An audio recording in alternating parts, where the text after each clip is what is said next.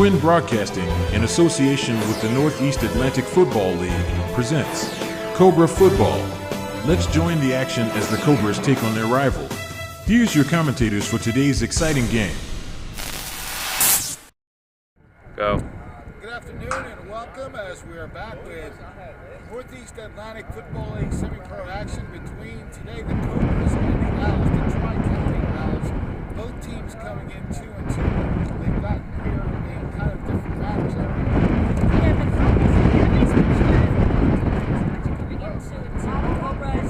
Kind of altering a little bit. They lost 1-2 consecutive shutouts and then got shut out.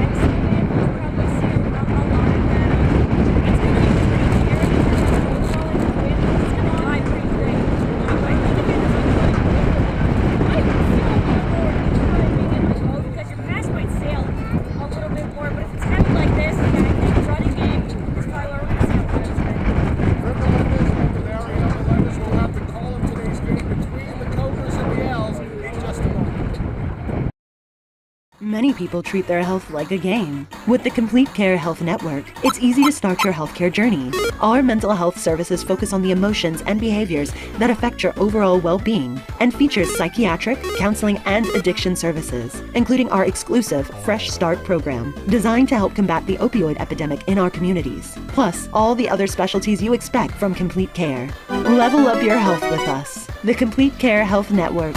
No games, just great healthcare for everyone. I'm Bart Feldman, and this is TNF Camera. We are a full-line photographic studio and camera store. We invite you to come in and take a look at the products and services that we provide, from youth sports, high school sports, school pictures, and a wealth of photographic equipment. The advantages of coming to a store is you have the ability to talk to people and see exactly what you want to purchase beforehand. It's TNF Camera, 1362 South Delsey Drive here in Vineland. Life on Earth offers some challenges. Things are constantly changing. Seems like we're fighting battles all the time. But you're a warrior for God. And He's given you the armor of God. Join Pastor Myers for this exciting series on how to be equipped to win.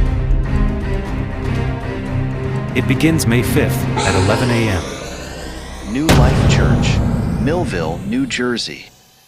Many people treat their health like a game. With the Complete Care Health Network, it's easy to start your healthcare journey. Our mental health services focus on the emotions and behaviors that affect your overall well-being and features psychiatric, counseling, and addiction services, including our exclusive Fresh Start program, designed to help combat the opioid epidemic in our communities, plus all the other specialties you expect from Complete Care. Level up your health with us. The Complete Care Health Network. No games, just great healthcare for everyone. I'm Bart Feldman, and this is TNF Camera. We are a full-line photographic studio and camera store. We invite you to come in and take a look at the products and services that we provide, from youth sports, high school sports, school pictures, and a wealth of photographic equipment. The advantages of coming to a store is you have the ability to talk to people and see exactly what you want to purchase beforehand. It's TNF Camera, 1362 South Delsey Drive here in Vineland. Life on Earth offers some challenges. Things are constantly changing. Seems like we're fighting battles all the time. But you're a warrior for God. And He's given you the armor of God. Join Pastor Myers for this exciting series on how to be equipped to win. It begins May 5th at 11 a.m. New Life Church, Millville, New Jersey. Many people. Quinn Broadcasting, in association with the Northeast Atlantic Football League, presents Cobra Football. Let's join the action as the Cobras take on their rival. Here's your commentators for today's exciting game.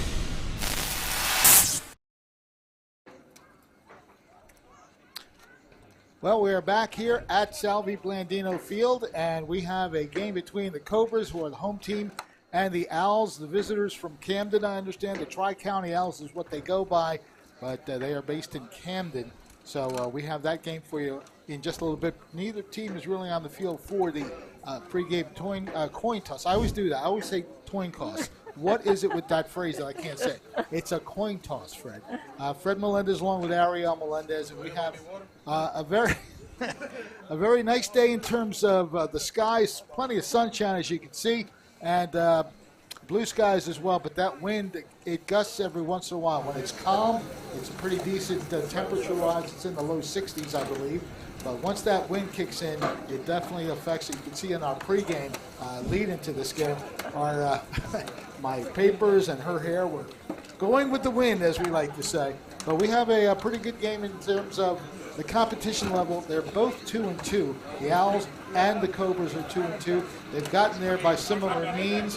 They lost their opener, then they won two, and they lost one. Yeah, and I knew I was going to do it in the broadcast. When you look at something right before the broadcast, you think you're going to remember it, but you say the complete opposite on air. Yes, the Owls lost their last game, not won. So they are very similar paths, almost identical paths.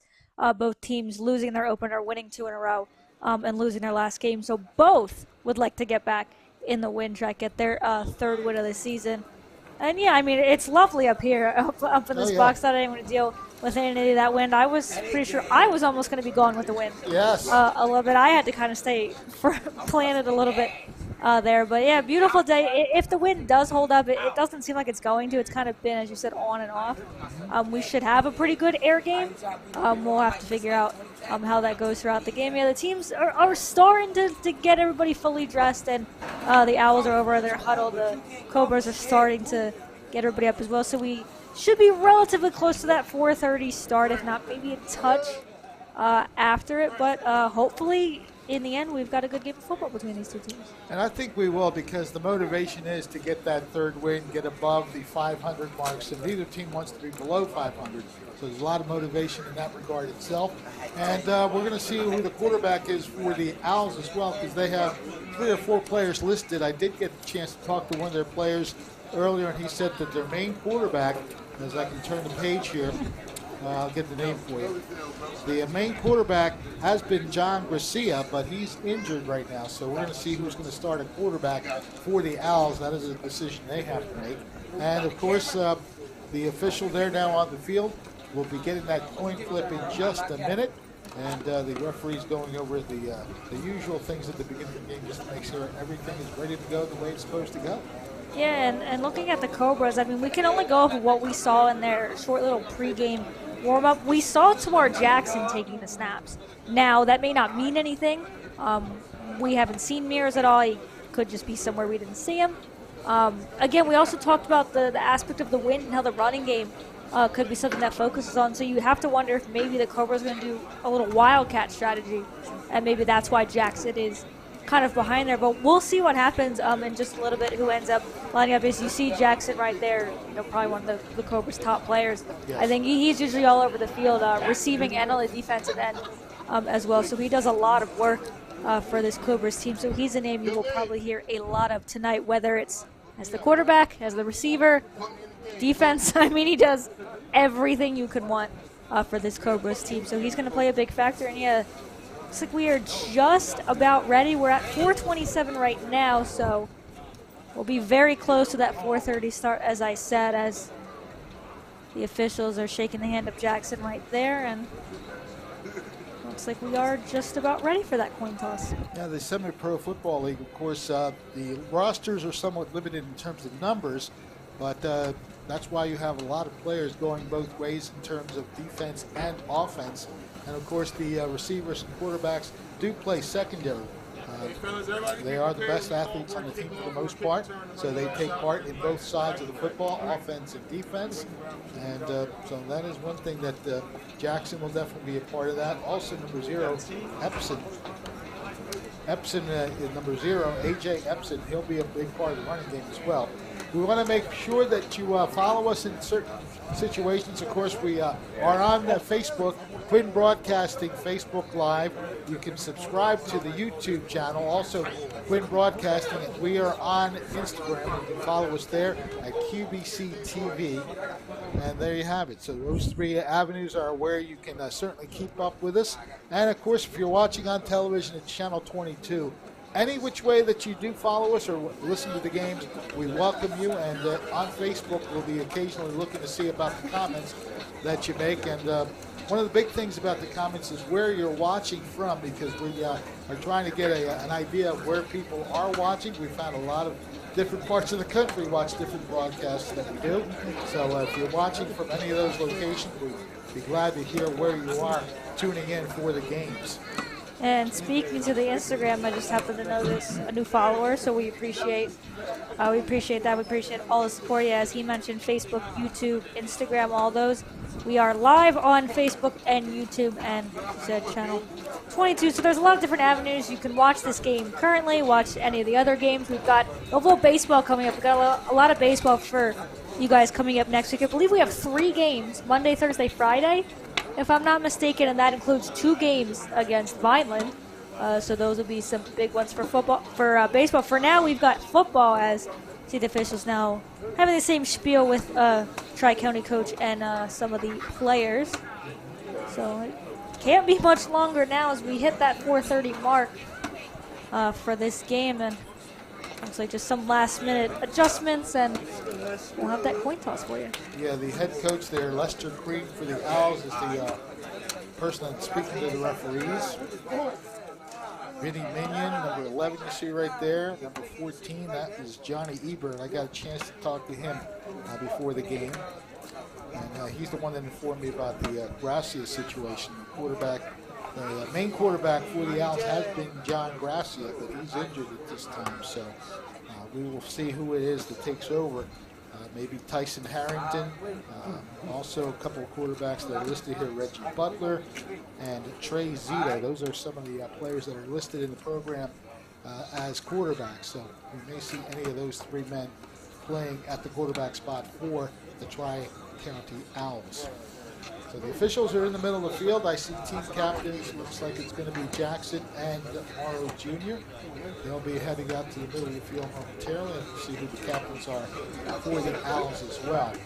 I believe, not to cut you off, we have one more Owls player checking in. He's getting across the field now. So both teams seem to have a similar amount of players, but you know, as you've said and as we'll say throughout the day, a lot of these players do play both. So don't necessarily look at the small teams as meaning a ton. That's just usually how it goes at semi-pro. I mean, it goes that way a little bit at the high school level, too. You see a lot of guys play both positions. Well, not as much because you have a much fuller roster at that level. But, I mean, these guys are athletes, you know, regardless. It starts, I believe, 18 to, I think, oldest players are usually in the 40s, I believe. So a lot of these guys are really good athletes that just chose a different path. So they'll show off some of those skill sets as you see Jackson and Morrow there. And speaking of their quarterback situation, we are pretty certain that it is going to be Tamar Jackson. He was taking the snaps from Morrow earlier. I still haven't noticed Mears. I mean, I haven't heard anything, so we don't really know much either of what's going on in that situation. As Magic Mears has been the quarterback for this Cobras team, but we might be up for a new quarterback at this one. And just a quick head count of players. I think I counted 19 players out here for the Cobras. So again, that's why most of these players pretty much have to go both ways.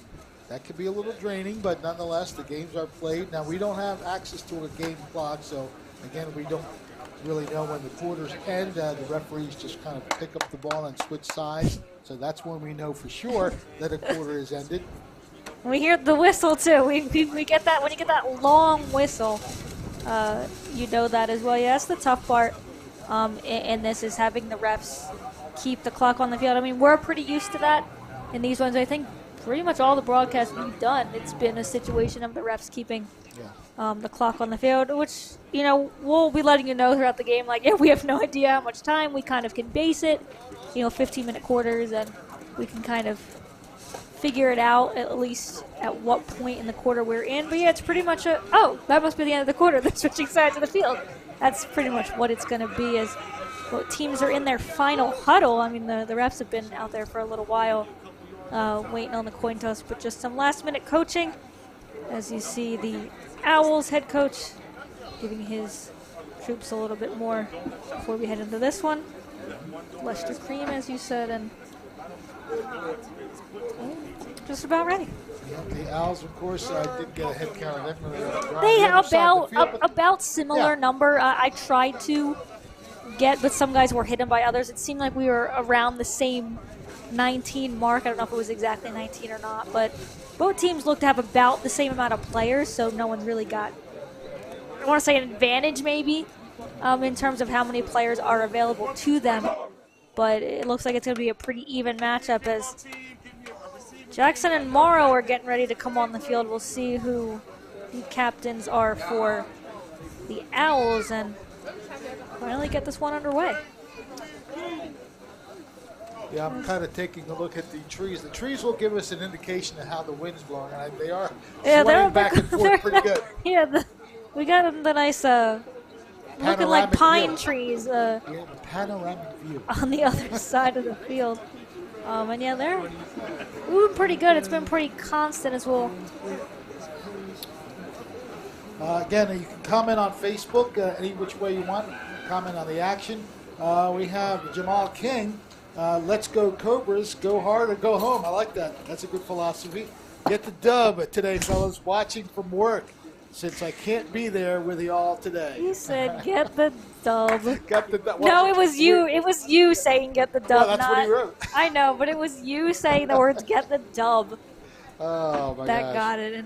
Oh, listen, we have Hunter Lowe. Thank you for watching. He's over on the other end of the country in north, in Alaska. Ooh. How's that? Great to have you with us, Hunter Lowe. Nice to see you there. And again, subscribers, all you got to do is follow us on Facebook and follow us also on the Instagram. And you can subscribe to Quinn Broadcasting on YouTube. So feel free to join us in any manner that you can.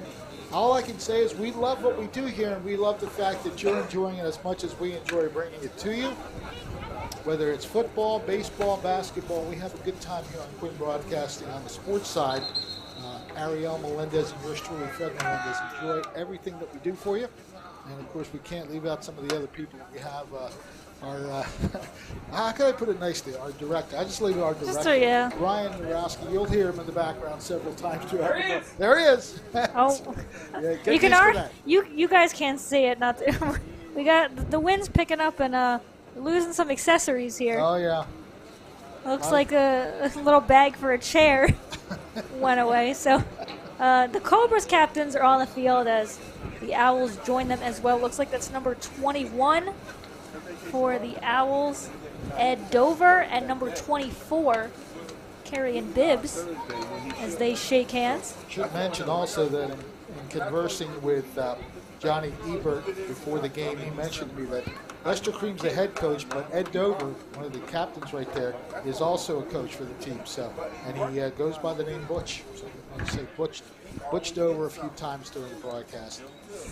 You know, we don't get much of a chance to talk to these teams until game time, so we are kind of doing what I like to say. I like to hear a lot of people tell me when they sing karaoke, I'm going to wing it.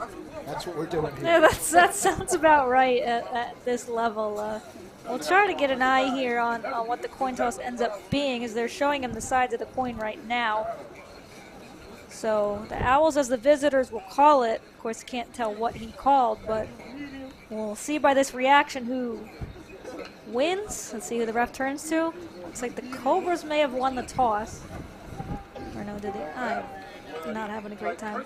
Oh no, the Owls picked, so I'm thinking they won the toss, and they pointed that they're going to go right to left. I had to figure that one out in my head real quick.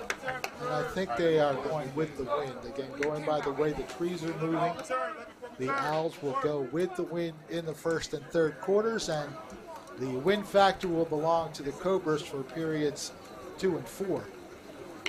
So we're just about set for the opening kickoff. Again, glad to have you with us as we take a look at more of the Facebook acknowledgments. Maurice Atwell, good to see you. And oh, look at this. He mentions that it's a birthday for tomorrow. Okay. And said he, unfortunately, unable to make it today is Maurice. Says he's at work, but he will be back next week. Well, how about that for incentive, a birthday man? Yeah, you want to get a win on your birthday if you can. So absolutely. It looks like looks like the Owls did elect to start with the ball as well. Or no, sorry, I forgot they kick. I don't know why I forgot they kick first. I was gonna be like, that's unusual. Usually teams defer. So the Cobras will start with the ball. It makes a little bit more sense. And it looks like back to receive. Okay, that's Bryce Bartley, number 1. Number 6, Cam Bell, a name we're very familiar with as well. So one of those two gentlemen will be receiving this depending on where it goes. Now with the wind, this kick might go a pretty good distance. That's why when the men are back there near the 10-yard line. And we'll see if we can tell who's kicking off. We noticed during warm-ups that he's taking the field goal kicks, number 88, Vince Fortulis. So it looks like he is the one that will indeed be doing the kicking for the Owls, as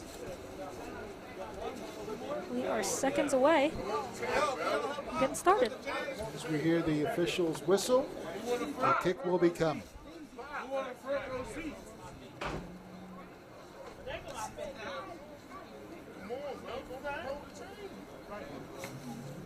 We're just waiting for the officials to get in position as everybody gets where they need to be.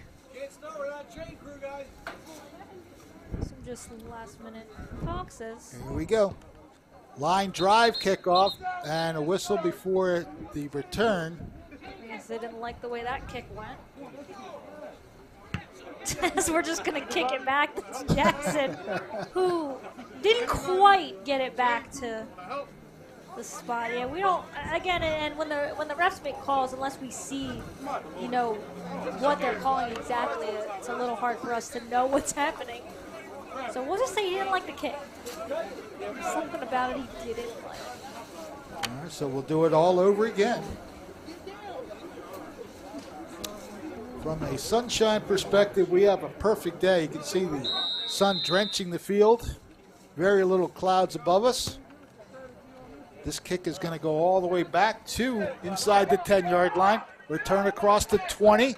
Gets away from one man, ducks inside, and it's Jackson. No, I'm sorry, number 1 is not Jackson. It's Bartley who brought it back. And let's see where they spot the football to start this possession. Looks like it's going to be around the 22-yard line.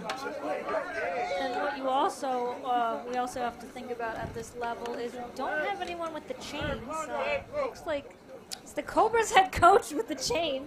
So he's going to have to coach and run the chain on this side of the field. And we don't have chains on the other side at all. So we're going to have to kind of rely on the chains on this side.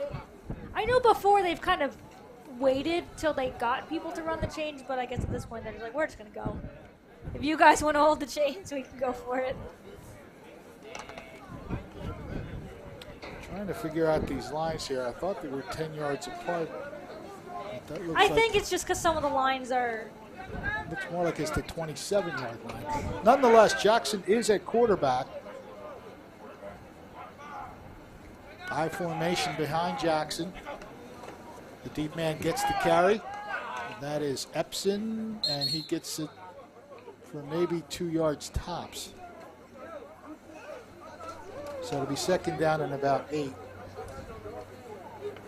And you can see, as we expected, going kind of against the wind, that the run game was probably going to be something we see a lot of.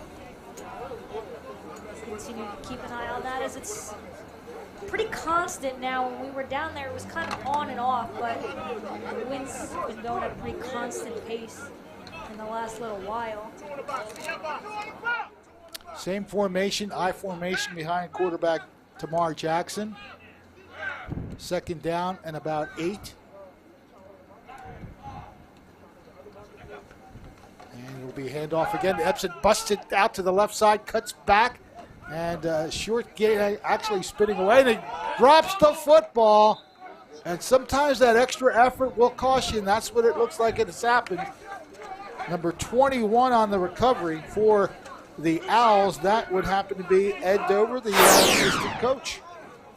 So watch how he tries to just go up the field. He's trying to get extra yards, and you can't blame an athlete for that. He could have gone down there, but he just kept spinning. Yeah, he was trying to spin out of the contact. It looked like one of the Owls had him by the leg. Yeah, that little extra spin, and he gets out of it, but yeah, that one extra move ends up costing him the ball. And an early advantage here for the Owls. So the ball will be in Owls territory. I'm sorry, the Cobras territory. The Owls with their first possession. And we'll get our eyes here on who the quarterback is. Once they come out of this huddle, you can't really tell who's talking. Yeah, But we'll have an eye for you in a second. Well, actually, it's usually whoever's talking to the coach. He's usually getting the play. Right now, talking to the coach. Well, that doesn't help because I don't have We'll just wait for the. We'll wait for the snap. Tri-County has a chance here to take advantage of an early turnover. And I think it is number 17, and I don't believe we have a 17. That's typical for this as well. So we'll have to get his name at some point to give him his justice. In the eye right now, receivers to both sides of the line of scrimmage, 1st and 10. The deep man gets the carry, tries to bounce it outside, but the Cobras do a pretty good job of stuffing the line of scrimmage. We'll try and get that 23 on the carry. 23 would be Sean Hull.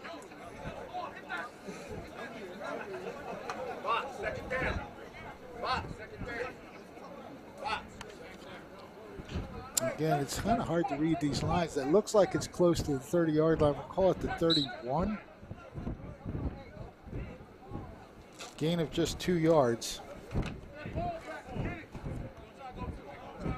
Sean Hull on the carry, 2nd down and 8 yards to go for the Owls.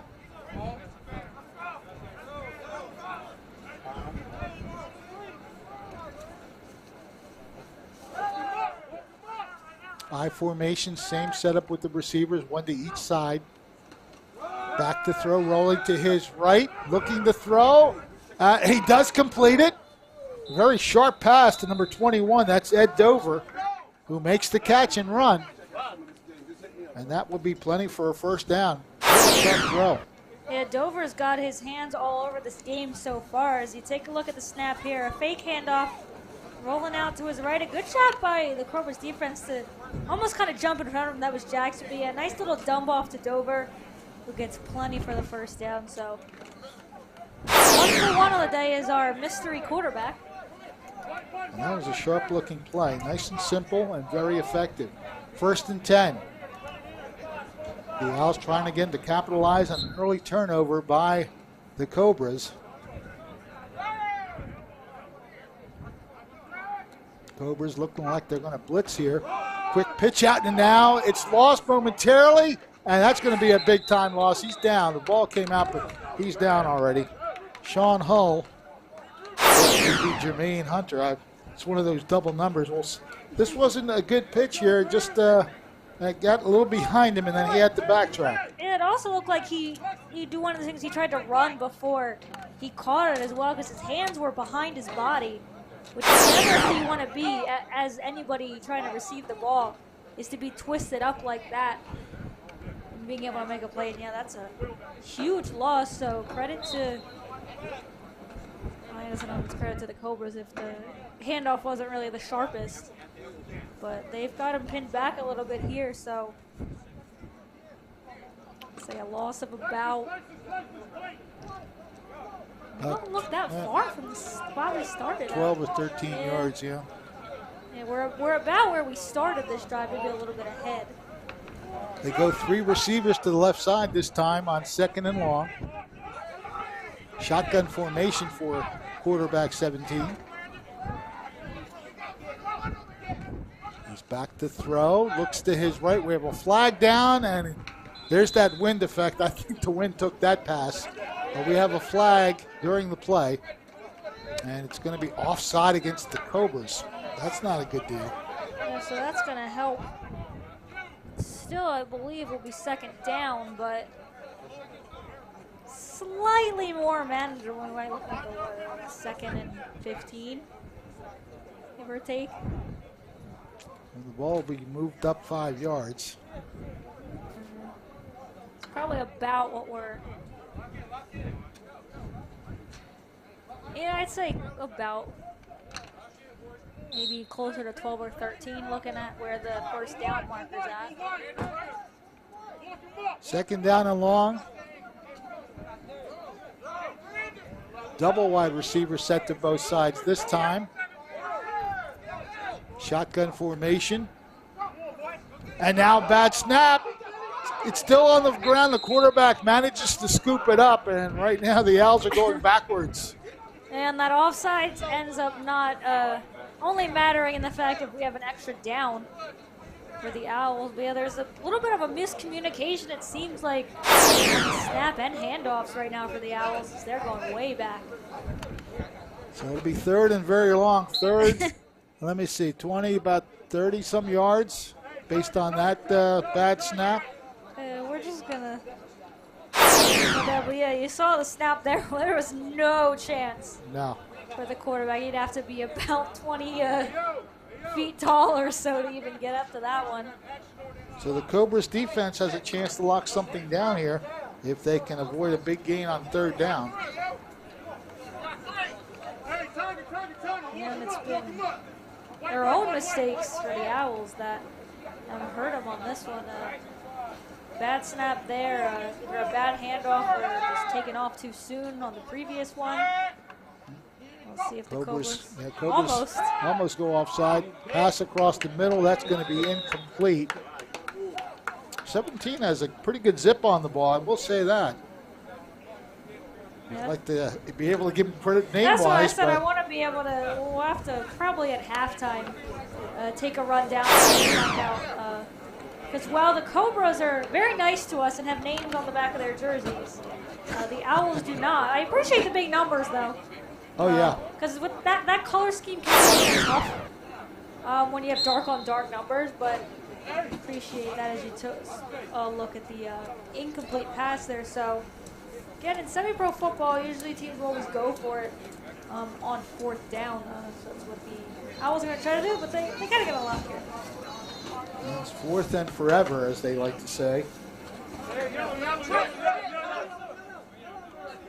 So the Cobras have a chance to get the ball back if they just make a good defensive play here. And you don't want to take any penalties. You just want to let them do it. Just make a good defensive play, and yeah, you get out of that turnover unscathed, except I think they did jump. Yeah. But lucky for them, it's about 4th and still 4th at least and long. 30 or something in that realm. So we're just going with what it looks like. So that might bring it to, in our count, 25. But we're just kind of going off what we can tell. Getting back to our Facebook commentary, Julius Muldrow, the York Silver Bullet semi-pro football team watching. Glad to have you aboard. Hadi Jaffe, or Jeff, is watching. Carlton Lawrence, there's a name that we all know well. He's watching along with us. So it's 4th down and probably close to about 25 or so. Cobras trying to wash away their turnover that led to this possession. And they have a pretty good chance to do that as the quarterback again rolls to his right, looking to throw. Puts it up in the air, and it's out of bounds, incomplete. So the Cobras do come away with an escape of a turnover. And really, it was more the Owls doing everything wrong on that drive. It's just a bunch of miscommunication between snap, the quarterback, the running backs. For as much as number 17 has had some good zip on the ball, there's also been a couple bad things as well. As turnover on downs will give the Cobras the ball back. It looks like it's at about the 31-yard line. So hope for a much better drive this time around. Welcoming others watching us on Facebook Live, Stephen Haynes, Freeze Johnson, Brady Amater is watching, and so is Corey Rivers. And thank you for all the viewership. Feel free to make a comment or two if you like the action. It's a new set of downs for the Cobras. High formation behind quarterback Jackson. The deep man gets the carry. Nice cutback to an open hole, and Epson made something out of that play for sure. That's good vision, field vision by Epson there to just take it into that open space. Yeah, really good recognition to see the hole in the defense and get himself a couple positive yards after the turnover. That's always going to feel good as Epson's going to check out for this play, so we'll have a new running back behind Jackson.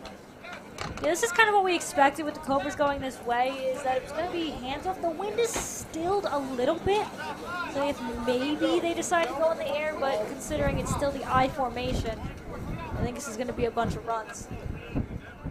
6-yard pickup on the run. It's 2nd down and 4. Again, I formation behind quarterback Jackson. And again, it's Epson. He is hit immediately by a trio of Epson checked Owls. out, so that's a different running back. Oh, number 8 or 6? Number 6. Okay, that's Campbell. Yeah, that's Campbell checking in. You see here, Jackson's going to fake the handoff to the first man. Bell's going to take it, and he had absolutely nowhere to go. 3 Owls in on the tackle. The leading tackler there, Lamont Young, number 8, and number 9 was definitely on as well, Adrian Clark. So a bit of a loss of a yard or so. Call it maybe a 3rd and 6. They couldn't really get anywhere there. Epson does check back in. Again, the I formation, which is really not surprising. The wind has died down. Hopefully it stays that way. But the Cobras are going to continue to run the ground ball as long as they can, though they are no longer in the I formation. Oh, they faked the pitch out, and Jackson is looking to get away. He's dancing his way through, and he's going to be maybe just short of a first down. I'm not sure. You know what? I'll give Jackson credit there because he looked like a dead duck after that handoff. He was scrambling around for his life, trying to find somewhere to go. Had a couple Owls chasing him, but credit to him for being able to get positive yardage out of that and setting up a much more manageable 4th down. I think they're going to give him the first give down. him the first? And Jackson, when he got up, he pointed like he said, "Yeah, I got this. I got this." I'm waiting to see our chain over here. We haven't changed it yet, so I can't quite figure out what our down is right now. Yeah, they moved the chain. Okay. Yeah, they moved the chain, so it's a first down. That's the 41-yard line. Well, somebody's wearing number 6. Well, somebody's got his jersey on, so. Okay. Well, this is what we face in semi-pro football. Okay, we'll have to take a look at the name on the back when we get another look. Bouncing off some tacklers, but again, some really strong hits. Hit. Yeah, that was number 32 on the carry, Jake. Oh, it's number 5. We just can't read. That's what it is. So number 5 for the Cobras. Again, a number we do not have. Well, they've got names on the back. We'll be able to take a look. As you take a look here, yeah, watch this hit. Just solid contact. I believe that's number 21 on that hit.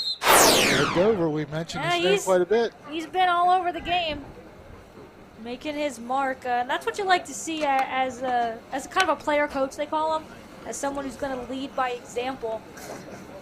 I believe that's Mosley. Yep, number 5, Mosley, was the one we were speaking to as the running back earlier. So yeah, as we mentioned, no Campbell today, but that's also just because we can't read and see that was 5 and not 6. So that's on us. The pitch comes to Epson and getting some good cuts, but I'll tell you what, the Owls are hitting today. Yeah, this defense comes to play. Yeah, well, when they line up the tackle, they say the ball is out. Well, there's no indication of a turnover yet. We'll see, the refs are going to say. I don't know why we have a flag at the end of that. I'm thinking we had a little bit of talking, maybe. A little bit of too much going on. But there, no ref indication that the Owls have the ball. So. And they spot the ball down without indicating a turnover of possession. So the Owls offense is probably still on the field for now. The Cobras. We'll get there. We'll get there. First game together this season. We'll figure it out.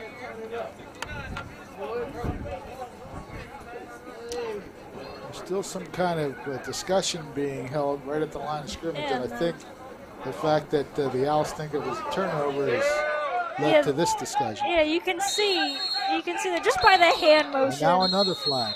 And that's Dover trying to figure things out. Yeah, I think the Owls are a little upset right now. As Jackson's just trying to say, get away, you know, back up, don't do anything unnecessary. And they're gonna take a Owl off the field, it looks like, and just kind of settle things down.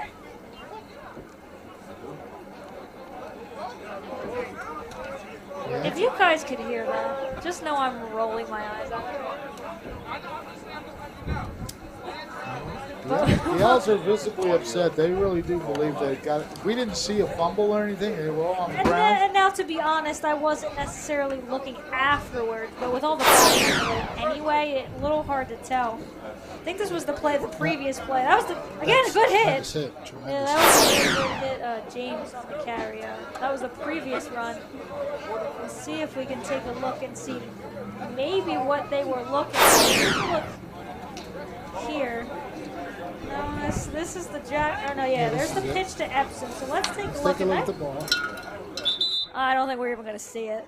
Yeah, we can't tell where the ball is on that one. Now, I think it did get loose. It was loose, but I think Epson was down already. Yeah, he was definitely down. Now, we had flags, but I don't think we moved anywhere. So, was maybe the first flag on the Cobras? What I'm trying to figure out, it's still on the field, too, the flag. Hey, I'm not the referee, but he was down, so I don't know why this whole discussion's even happening. Yeah, so we see the one call, but we haven't moved the football anywhere. It's going to be marched 15 yards. Oh, now it is, okay. In favor of the Cobras. I didn't see the football in his hand. So it's going to be past midfield. And we'll have down at about the 47-yard line. It should be a new set of downs as well, since it's a personal type of foul. Yeah, again, we're working with a skeleton chain crew, so we kind of have to go by the officials here. Yeah, he's telling them when to switch them, so it is an automatic first down for the Cobras. So on the Owl side of the field now for the first time. Yeah, I think we have. Sound like the whistle and the quarter, but we're still going. Yeah, I think that was just the whistle to resume play. So it's 1st and 10 for the Cobras. Beyond the 50-yard line, the deep man gets the carry. It's James. James is met.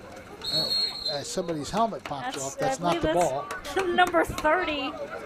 That was number 30 for the Owls. So Antoine Pierce was the one whose helmet ended up popping off, but he's also the one who made the majority of the hit. As we appear to have an Owl down. So we're going to have a timeout on the field. That's number 14, Johnny Ebert. It looks like he just needs a little extra attention. All right, some of the others that are watching, and yes, Campbell is watching. So we know he's not in the game. Campbell's mentioned, let's get it, Cobras, and dominate. Eric Oz, grown men not watching the ball.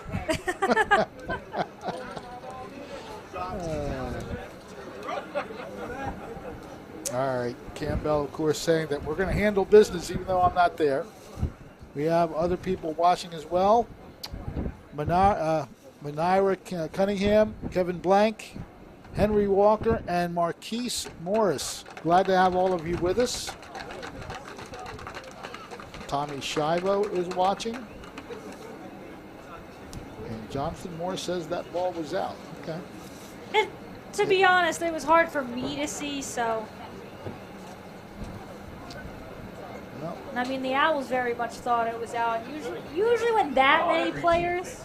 Yeah. I mean, yeah. Yeah. That's Again, fair, but. Looking at that replay, the ball, we couldn't even see the ball, but it looked like the player was down. Yeah, a tough angle for us to see, but regardless, the refs didn't think the ball was out, so. And the important thing is that the Cobras offense is still on the field. That's what matters most at the moment.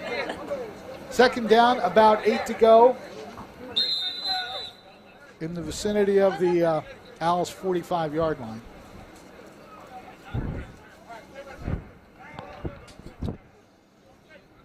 Again, Jackson at quarterback today. I formation behind him at the moment. One wide receiver, and now a whole bunch of movement. Now, it looked to me like the Cobras moved, but after the Owls came across the line. We'll see what they call here. Oh, they're going to call it against the Cobras. Yeah, okay. it did look like the Cobras jumped first. Now, of course, you can always get both teams pointing at each other. No, he did it. No, he did it. But both refs spotted that as both flags came out. They put the ball at the 49-yard line. So the wind is picking up a bit more now. The wind is back. Not even just the trees. You can look at the bench here and see all the bags moving around. Again, Cobra is likely to keep the ball on the ground. Richard and Helen Myers are watching. Good to have you guys with us. Thank you for the compliment. I'm not that egotistical to mention that, but thank you. Handoff, and just a good wall, straightened right up. I tell you what, that wall was right there, and it was run right into. That was number 34 in the carry. We do not have a 34, so and he doesn't have a name on the back either, No. so that doesn't. Yeah, he had nowhere to go, and the Owls are doing a nice job at not allowing. Watch the wall form here. Yeah, he just chose the wrong spot. It's one of those We where really do have a comedy show going on up here, believe it or not. it's one of those where you think you see a hole, and by the time you get there, there's just Nothing. a lot of bodies in front of you. So Well, you got credit for a yard. that's a generous yard, probably. Yeah. Yeah, that's probably a very generous. I mean, he did seem to get a little bit of momentum, but yeah, not by much. So it's third down and about 13. Jackson keeps the ball. He's going to be pursued. Now he looks to throw. He spins away from one man. And all of that only to lose yards all the way back to the Cobra 40, maybe beyond that.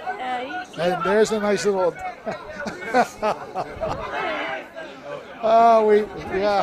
that's Nathaniel Hodge on the celebration. Yeah. There was just nowhere for Jackson to go. Looked like Mosley was the only one downfield.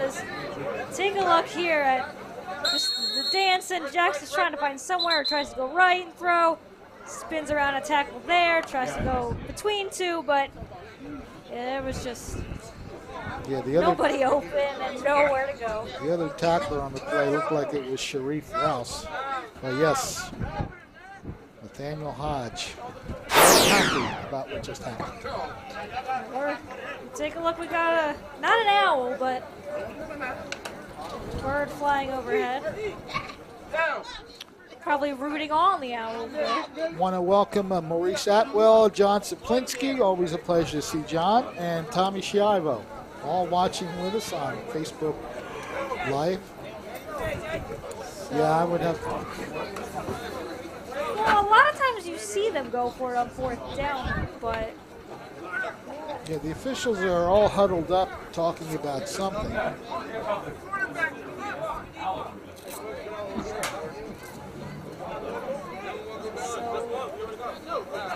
The offense is, Jackson's telling him to go away, so he's counting. Jackson's literally counting how many players are on the field to make sure they don't have too many. Now, if they do punt, they'd be punting into the wind. Yeah, I don't know what we're having a discussion about. Yeah, this is a rather long discussion by the officials. Oh, is it the end of the, I don't think it's the end of the quarter, is that? They're not indicating a move to the other side of the field, so, Yeah, so then we're still in the first quarter. they're going to go for it, and it's 4th and Fourth and a long way to a go. lot. I'm just going to at least that. Close to 25 yards they need. We'll say about 4th and 25. Shotgun formation on 4th down. No, they are going to punt it. And it goes absolutely nowhere. Yep, that one caught everything but caught all wind. And Jackson comes up to down the ball near midfield. At that point, you saw that ball go up and it just died. Yeah, on that kind of play, you want a line drive more than a pop-up like that. That just, the wind ate it up. And that's tough in this situation as well. And it's tough to say if you rather would have maybe gone for it and got a little bit more, but that Owls haven't really allowed you to get much of anything. The Owl defense has definitely come to play. Lots of strong hits. And of course, that loss of yardage on the last play. Not sure we're not near the end of the quarter. I think we are. They're switching sides of the field now. So that ends the first quarter. And therefore, of course, the only thing that changes is the size. The ball's still going to be right where it was since it's at midfield. Yeah, and still a pretty good spot, of course, for the Owls, but now they have to deal with the wind. So they've been going to the passing game a bit, but I have a feeling now going this direction that's going to change. We'll see what kind of running attack they have. Number 17 has had enough zip on the ball, I think. They wanted to go to the throwing game, but I formation tells me otherwise.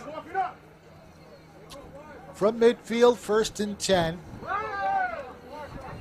The Owls are in the eye. And we have movement again. Now, are they going to call jumping off first or the movement of the offensive line? I like that we tried to continue the play, too. Jackson thinks false start. Well, he's going to. So, and the official just confirmed. And he's like, all right, good job. That's why Jackson is applauding. I said, all right, good call. I like that one. I like that call.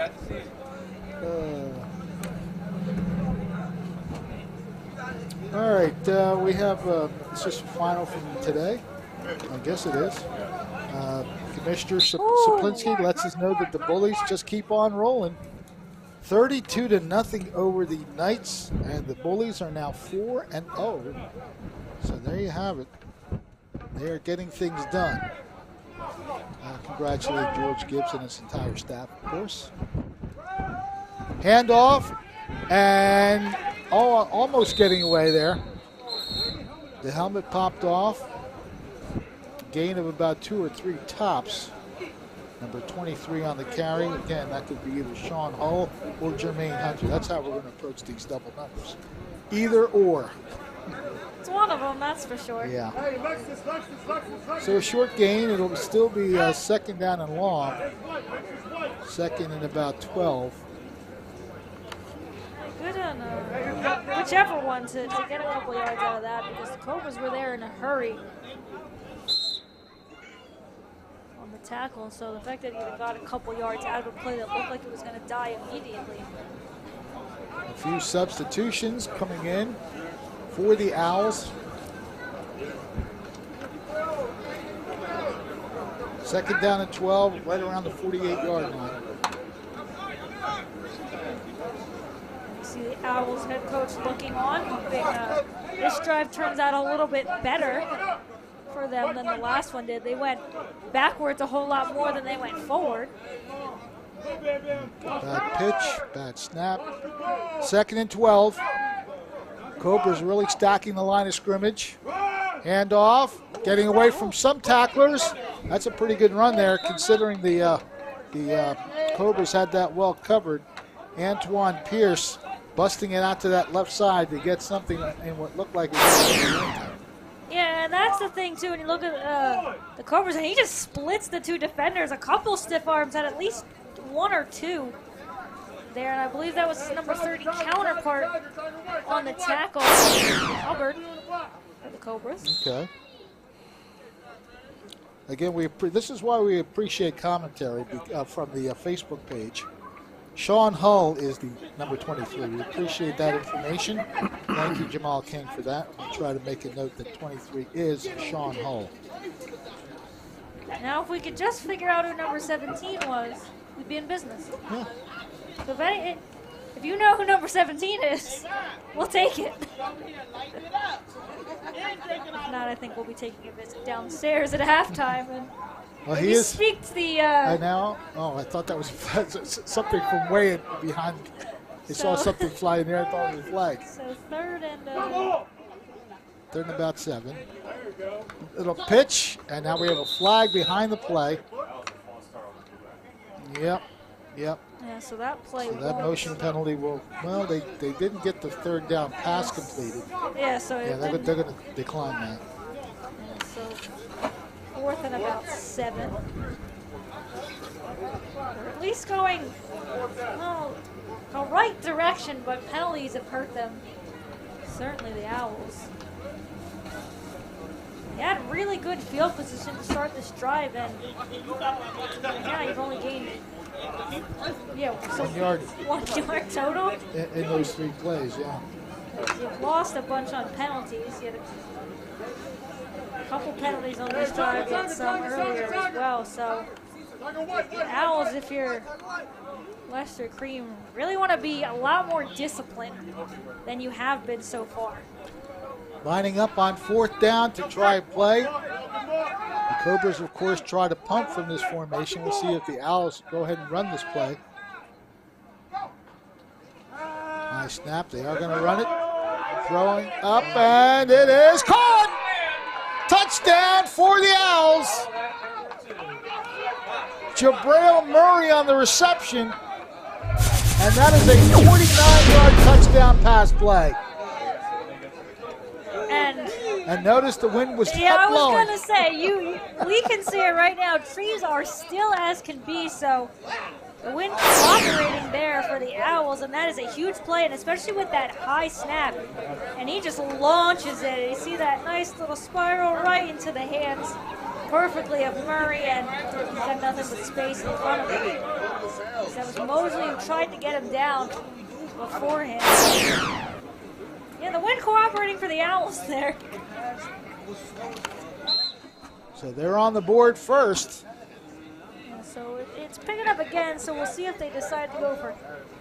Well, their kicker is on the field. Yeah, they do have a kicker who was... I saw him practicing ahead of the game time, and he was making a few long-distance shots. So it looks like they are going to go for the kick here.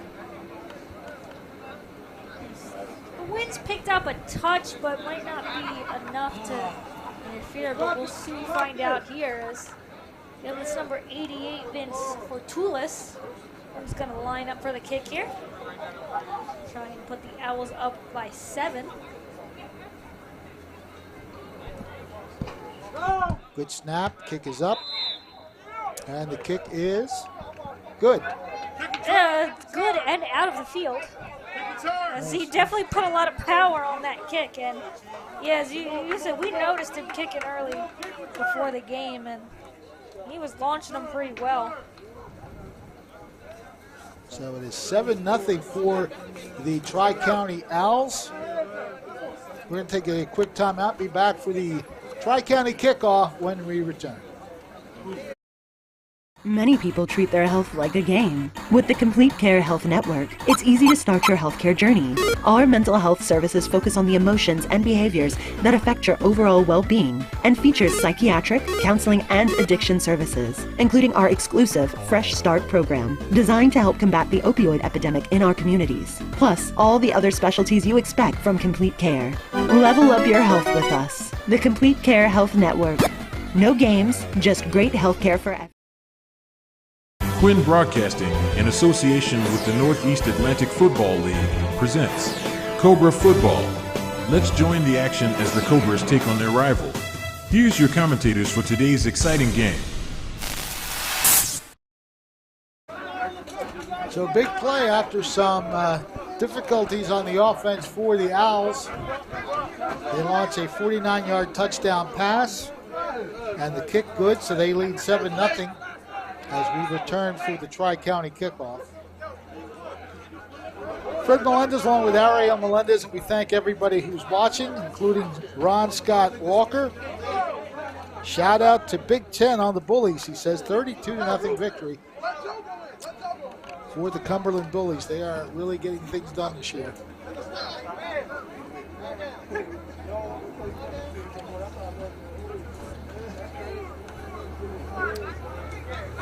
Players coming out, including the kicker. He wasn't on the field.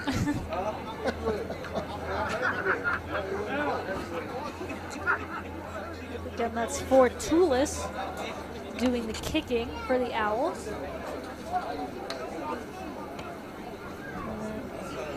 Again, our same return men are back. Bartley, he's the one furthest back. Approaching the ball and putting it in play right now. Drifting it out of bounds. And then that is a flag because you cannot have the kickoff go out of bounds. I don't know how it works in semi-pro. Does it usually come to the 40? We're going to learn right now.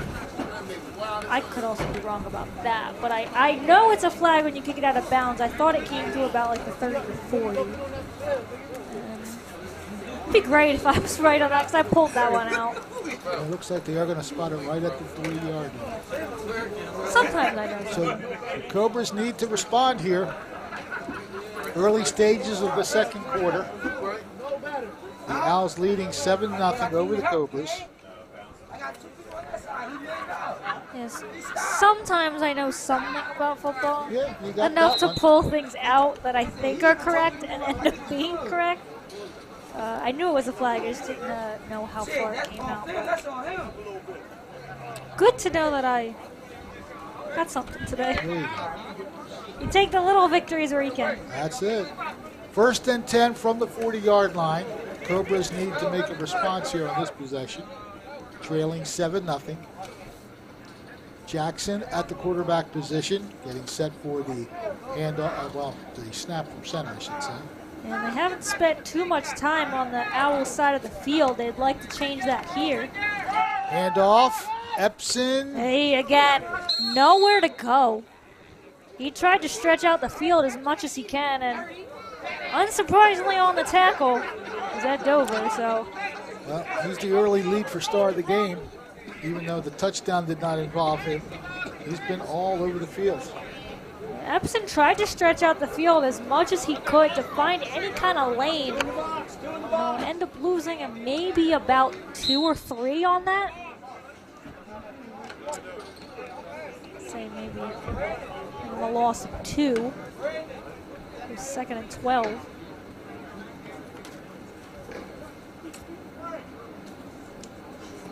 Shotgun formation, actually I formation behind the quarterback. It's been pretty much the I formation the entire game for the Cobras. Jackson will again hand off. And just that defensive pursuit is just so strong right now by the Tri-County Owls. Jackson is not happy to say the least. They can't get an opening. Number 26. Making the play for the Owls, that is Sharif Rouse. We've mentioned his name a time or two. I think that was James on the carry. I believe it was 24. I saw a 2 at least.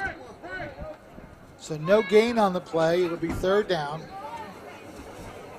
Cobras need to get to midfield and move the chains. You want to answer right away to the Owls' touchdown. You don't want to give them a chance to go up by 2 possessions.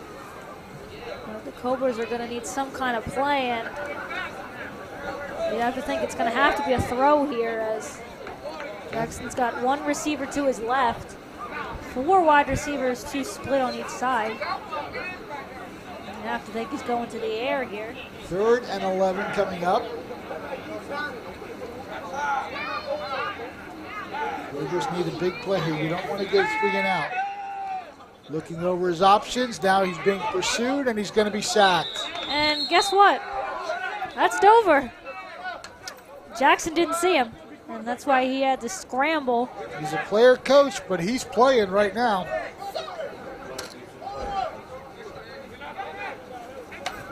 We got where that was going, though.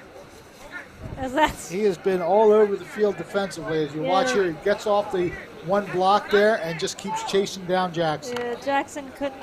Almost looked like he wanted to toss it, but that's kind of a dangerous play, so maybe good job of holding on to it. As that's another loss of a couple.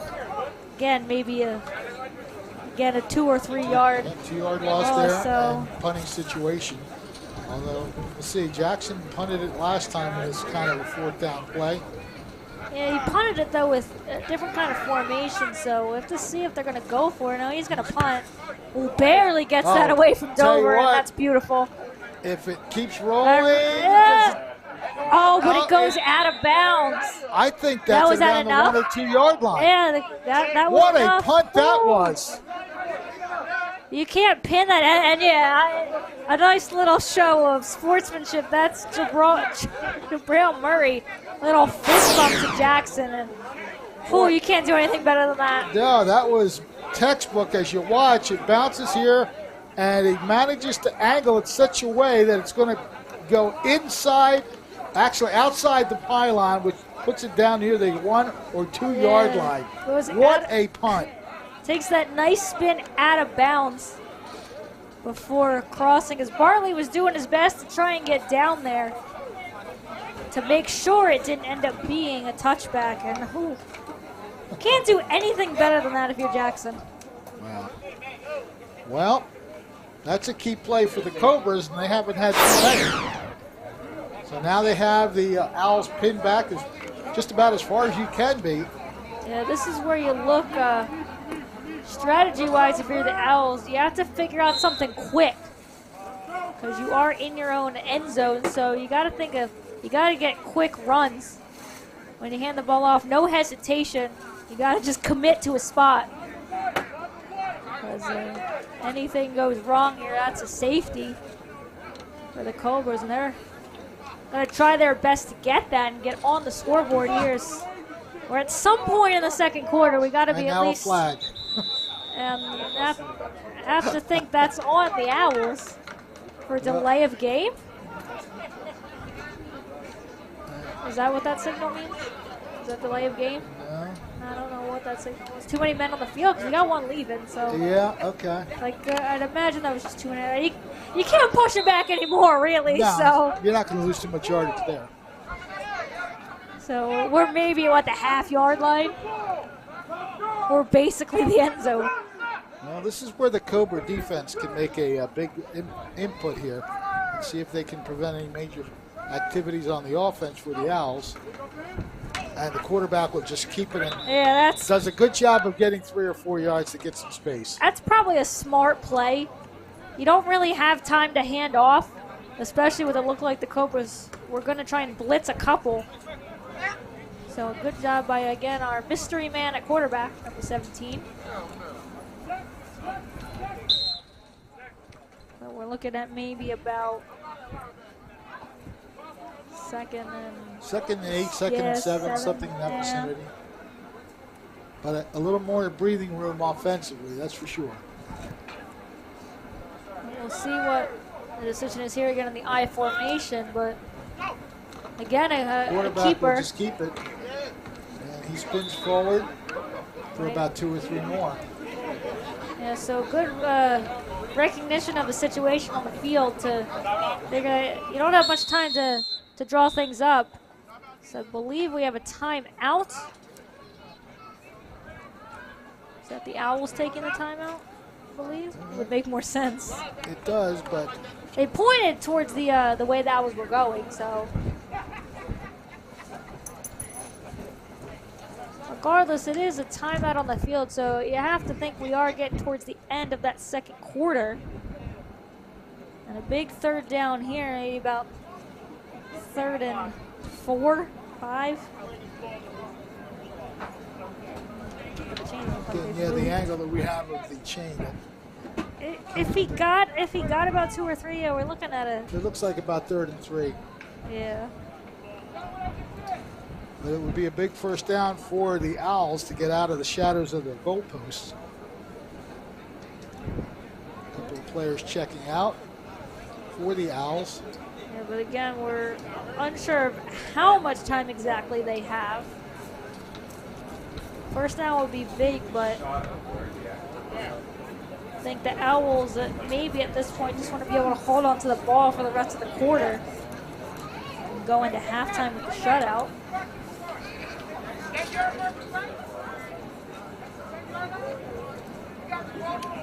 So it's a key third down for both teams here. The Cobras would like to limit the play and force at least a 4th down play. And of course the Owls would like to get some further yardage to keep the drive going. All right, so taking a look at the side view here. It's close to the 10-yard line, so probably 3rd and about 3. And again, we're having a lot of conversation with teams in between. I think they're just trying to get the chains in the right spot. I think that's really what it's about. And the officials going back and they're moving them back a little bit. I think they just weren't in the right spots. The ball stays where it is, but I think the chains just weren't being put in the right spot. And looking at it now, it looks like it's about 3rd and 2 instead. 3rd and short, we know that. Well, yeah, they're counting how many steps to the. You gotta love it. That view right there with the 3rd down marker being, looks like 2 yards shy of the markers. I like the ref taking steps to make sure the chains were the right spot apart. Looks like we are finally ready to get this play underway. It's going to be a key 3rd down play. I'm still trying to figure out something on the other side. I just think we're not stretched out enough, I guess. I don't know. I'm not very familiar with the chain gang, so no. I couldn't quite tell you what we're trying to do right now. Almost looks like he's just trying to shorten the chain so it's not hanging as much. It's almost what it seems like. He's wrapping it around. This is the commentary you came for, right? Is you don't see the this stuff commentary on the chains? Yeah. It does. It looks like we're just wrapping up the chains. Mm-hmm. So it appears, I don't know. I'm just trying to figure out words to say at this point. The 2 yard markers there are supposed to be 10 yards distance when we stretch it out. But for some reason, the chain and now we have what looks like some kind of bow situation on the actual. At this point, I think we're just trying to make sure they're 10 yards apart. Can you tell we're just trying to fill air here? We're just trying to figure out words to say to figure out what's. I've never seen a yard marker with a curved foam piece. At this point, I don't think that's. What is that? At this point, I really think we are just trying to stretch out the chains and make sure it's the right distance apart. All right, well, that's the whistle, so whatever's going on, we're going to play from here. Meanwhile, there is a football game going on. One of the officials just walked in from the sidelines. Well, yeah, we didn't forget that there was a football game happening right now. 3rd and a couple for the Owls. They do hand off, try to sweep to the left side, and the ball comes out, but it goes out of bounds. But we have a flag. Yeah, there is a flag near the start of the play.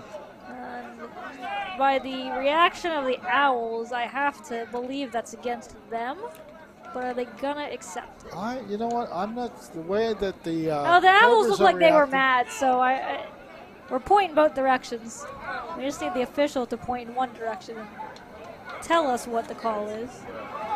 I don't know. You know, this is just conjecture, but the running back may have tried to throw the ball forward. I think that's what Jackson was indicating, that he flung the ball forward to try to get a better spot.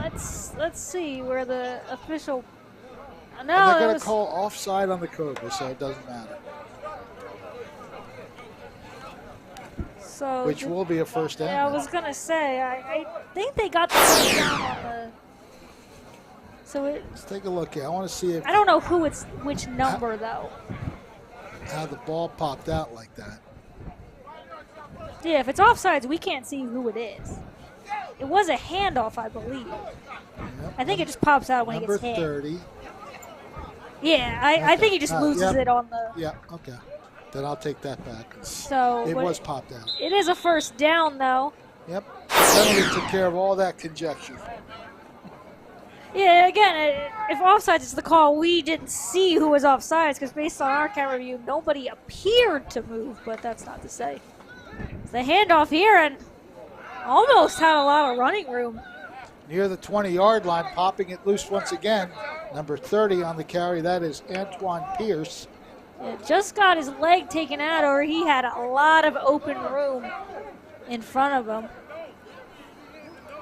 A nice tackle there. Didn't catch who it was on the Cobras, but a nice tackle nonetheless to stop what could have turned into a big play.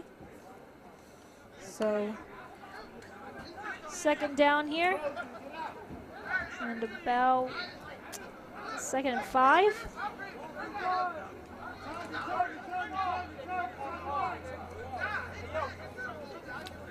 The Owls using a lot of clock in this possession, of course, which is fine by them since they have the lead.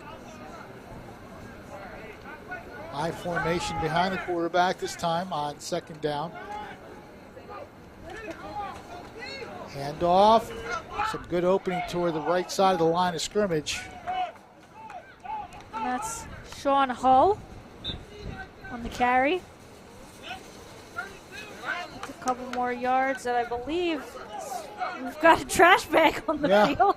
There's that wind effect. Let's see if it make it. No, it's taken off now. It might just wind up getting off the field by itself. Yeah, but it is third down and third down about 5, 4. they gave him maybe a yard or two because I believe it was 2nd and 5 going in, so maybe gets 1 or 2. Give him 1 just based on where the chain didn't really move. So another third down situation for the Owls. See if the Cobras stay number 1 disciplined on this one and force a 4th down. Third down play coming up for Tri-County. Quarterback directly over center. Keeps the ball. And, he got away from a sack. He throws the ball up. And it is almost intercepted. About 4 players got a hand on that. There's a lot going on right there.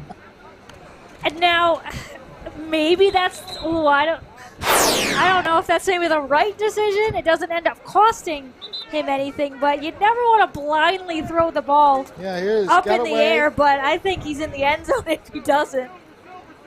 And he just heaves it. You know, tell you what, this would have been an incredible catch. 1, 2, 3. 3 players had a shot at it. And it ends up helping him out there, a player on the Owls, because that could have been intercepted, but because he's between the ball and the player, ends up not costing him. But yeah, it's always dangerous to heave the ball up like that when you don't know where it's going to go. But it doesn't end up costing the Owls. We'll see what they do here. The wind's back to picking up, so you have to think they're not going to punt. And again, not knowing how much time is left.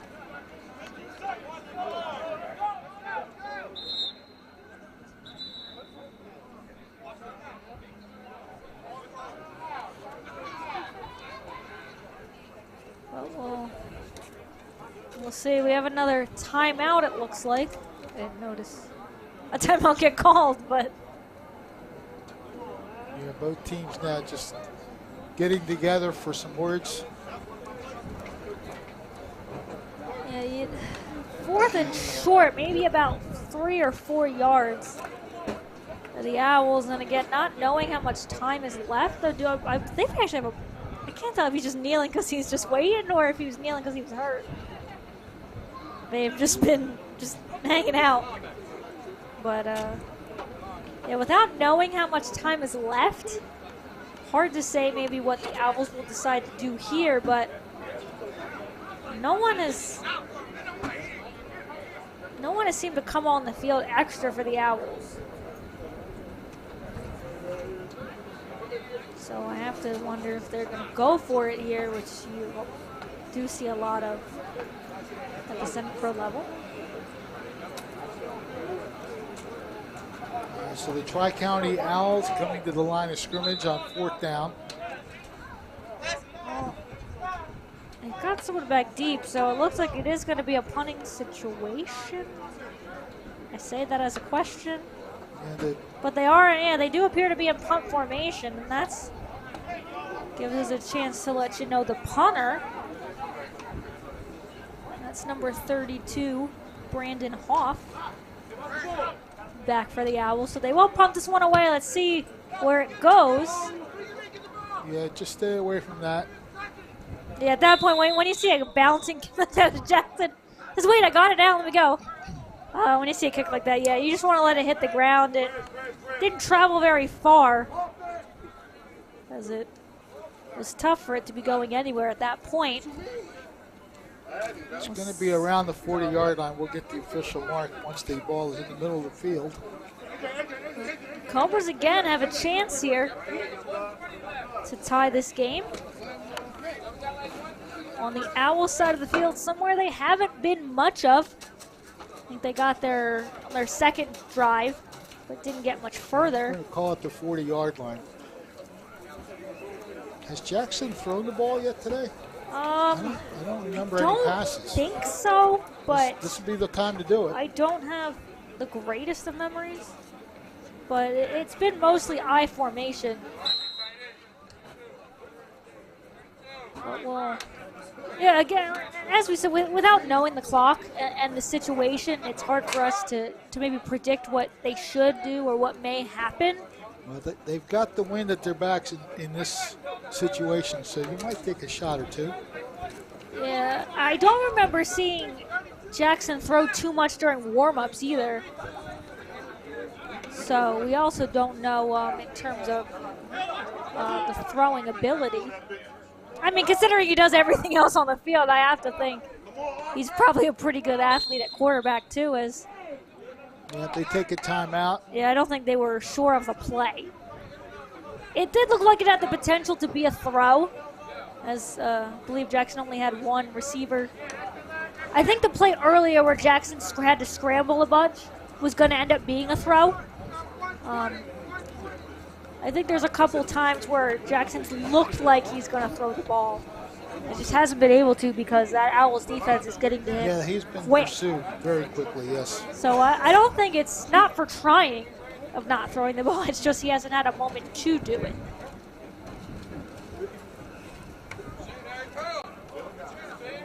Thomas McClave out in the huddle.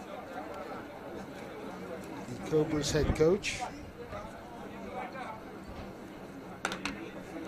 Just about set for this play. 1st and 10 from the 40-yard line. Pretty much deep into the second quarter. A 7-0 score favoring the Owls. So the Cobras will be looking for a quick strike to try to get even. And it Double wide receiver set to both sides. And a single setback near the quarterback. Man comes in motion to the near side. Jackson's going to sprint to the outside left. And see, sometimes you hesitate a little bit. Ball kick. Well, he looked like he was down. I think he was down already. Yeah. Of course, again, the Owls think, yeah, well, we ended up with the ball, so it should be ours. But yeah, I think Jackson was down before the ball came loose. Yeah, the man in motion just providing a bit of extra protection for Jackson. Got a couple on it. Yeah, take a look here. Yeah, this hesitation, though, he's got to be a little more decisive. Just take it up and go. Yeah, he gets maybe 2. Yeah. We're not that much further from where we started at the 40, so it's like. All right, 19 seconds left. We have a down on-field reporter giving us that. Yeah, well, they didn't get out of bounds, so would this not just be a running clock right now? Well, we'll find out. They get the play off. The man comes in motion again. They hand off, and now we get a whistle and stoppage of the play. And we'll see what the call is based on Jackson's reaction. I would think it's against the Cobras, but yeah, he's not happy, so I'll take it. So false start on the offense, so that's pushing back a few yards. And then about 2nd and 13 in what could be one of our final plays of the first half. Well, the good news is the penalty stopped the clock, so they will get a chance to at least run one play here. At least one more play, but if we had 19 seconds left before that play, I have to think we're maybe close to 12, even 10. So we'll see what they decide to do here. You might have to give a throw a chance. Now the clock was running, so Nope. that's it. Yeah, the Cobras are confused, and that's usually a penalty stops the clock. Okay, well, the first half is now in the book, and the one play makes the difference on the offense for the Owls, and their defense has certainly dominated the Cobras' offense throughout the game. We are at halftime here at Salvi Blandino Field. It's the Tri-County Owls 7, the Cumberland Cobras nothing. Take a timeout, be back momentarily. Many people treat their health like a game. With the Complete Care Health Network, it's easy to start your healthcare journey. Our mental health services focus on the emotions and behaviors that affect your overall well-being and features psychiatric, counseling, and addiction services, including our exclusive Fresh Start program, designed to help combat the opioid epidemic in our communities, plus all the other specialties you expect from Complete Care. Level up your health with us. The Complete Care Health Network. No games, just great healthcare for everyone. I'm Bart Feldman, and this is TNF Camera. We are a full-line photographic studio and camera store. We invite you to come in and take a look at the products and services that we provide, from youth sports, high school sports, school pictures, and a wealth of photographic equipment. The advantages of coming to a store is you have the ability to talk to people and see exactly what you want to purchase beforehand. It's TNF Camera, 1362 South Delsey Drive here in Vineland. Life on Earth offers some challenges. Things are constantly changing. Seems like we're fighting battles all the time. But you're a warrior for God. And He's given you The armor of God. Join Pastor Myers for this exciting series on how to be equipped to win. It begins May 5th at 11 a.m. New Life Church, Millville, New Jersey. Many people treat their health like a game. With the Complete Care Health Network, it's easy to start your healthcare journey. Our mental health services focus on the emotions and behaviors that affect your overall well-being and features psychiatric, counseling, and addiction services, including our exclusive Fresh Start program, designed to help combat the opioid epidemic in our communities, plus all the other specialties you expect from Complete Care. Level up your health with us. The Complete Care Health Network. No games, just great healthcare for everyone. I'm Bart Feldman, and this is TNF Camera. We are a full-line photographic studio and camera store. We invite you to come in and take a look at the products and services that we provide, from youth sports, high school sports, school pictures, and a wealth of photographic equipment. The advantages of coming to a store is you have the ability to talk to people and see exactly what you want to purchase beforehand. It's TNF Camera, 1362 South Delsey Drive here in Vineland. Life on Earth offers some challenges. Things are constantly changing. Seems like we're fighting battles all the time. But you're a warrior for God. And He's given you The armor of God. Join Pastor Myers for this exciting series on how to be equipped to win. It begins May 5th at 11 a.m. New Life Church, Millville, New Jersey.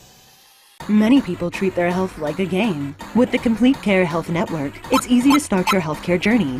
Our mental health services focus on the emotions and behaviors that affect your overall well-being and features psychiatric, counseling, and addiction services, including our exclusive Fresh Start program, designed to help combat the opioid epidemic in our communities, plus all the other specialties you expect from Complete Care. Level up your health with us. The Complete Care Health Network.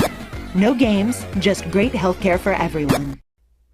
I'm Bart Feldman, and this is TNF Camera. We are a full-line photographic studio and camera store. We invite you to come in and take a look at the products and services that we provide, from youth sports, high school sports, school pictures, and a wealth of photographic equipment.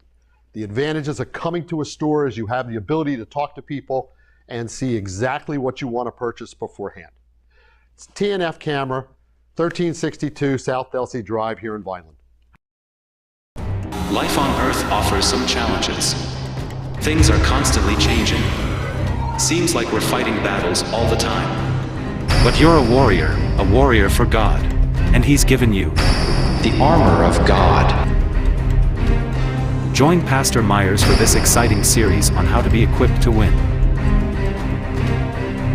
It begins May 5th at 11 a.m. New Life Church, Millville, New Jersey. Many people treat their health like a game. With the Complete Care Health Network, it's easy to start your healthcare journey. Our mental health services focus on the emotions and behaviors that affect your overall well-being and features psychiatric, counseling, and addiction services, including our exclusive Fresh Start program, designed to help combat the opioid epidemic in our communities, plus all the other specialties you expect from Complete Care. Level up your health with us. The Complete Care Health Network. No games, just great healthcare for everyone. I'm Bart Feldman, and this is TNF Camera. We are a full-line photographic studio and camera store. We invite you to come in and take a look at the products and services that we provide, from youth sports, high school sports, school pictures, and a wealth of photographic equipment. The advantages of coming to a store is you have the ability to talk to people and see exactly what you want to purchase beforehand. It's TNF Camera, 1362 South Delsey Drive here in Vineland. Life on Earth offers some challenges. Things are constantly changing. Seems like we're fighting battles all the time. But you're a warrior for God. And He's given you The armor of God. Join Pastor Myers for this exciting series on how to be equipped to win. It begins May 5th at 11 a.m. New Life Church, Millville, New Jersey. Many people treat their health like a Quinn Broadcasting, in association with the Northeast Atlantic Football League, presents Cobra Football. Let's join the action as the Cobras take on their rival. Here's your commentators for today's exciting game. We are at the halftime break here at Salvi Blandino Field, the home of Bridgeton Midget Football, and the score is 7-0 in favor of the Tri-County Owls. Face the right camera, we'll get the better shot of it. But really, this first half, the Cobras offensively just haven't really had a good beat on things. A lot of that has to do with the defense that's being played by Tri-County. They are pursuing the football, and boy, were they hitting in that first quarter. Lots of good hits. Led by the man that we've called throughout the game. I'm going to mention his name again, Ed Dover, who is one of the assistant coaches, but he's on the field as well, and he's making quite an impact on defense. Yeah, and that's always what you want to see on a team. One of your leaders stepping up and kind of leading from there and showing you what they want to get done. And I mean, yeah, every single play that the Cobras have tried to run on the ground is, aside from maybe one, hasn't really gone anywhere because the defense has just been there and not let them open up any holes or anything. And the Cobras haven't really been able to go to the passing game just because of the wind and maybe missing some players and whatnot, as we can tell just by the comments. of the players that were missing, especially a big loss in Campbell as well, not being here. So you can kind of see the situation that's going on for the Cobras. And, I mean, you have to adjust to the situation and not having some of your guys and figure out who's going to step up and lead for you. But right now, the Cobras are looking for anybody that can help them lead this one. And on the other side, the Owls, it's only been the one touchdown on the really nice the 49-yard passing play.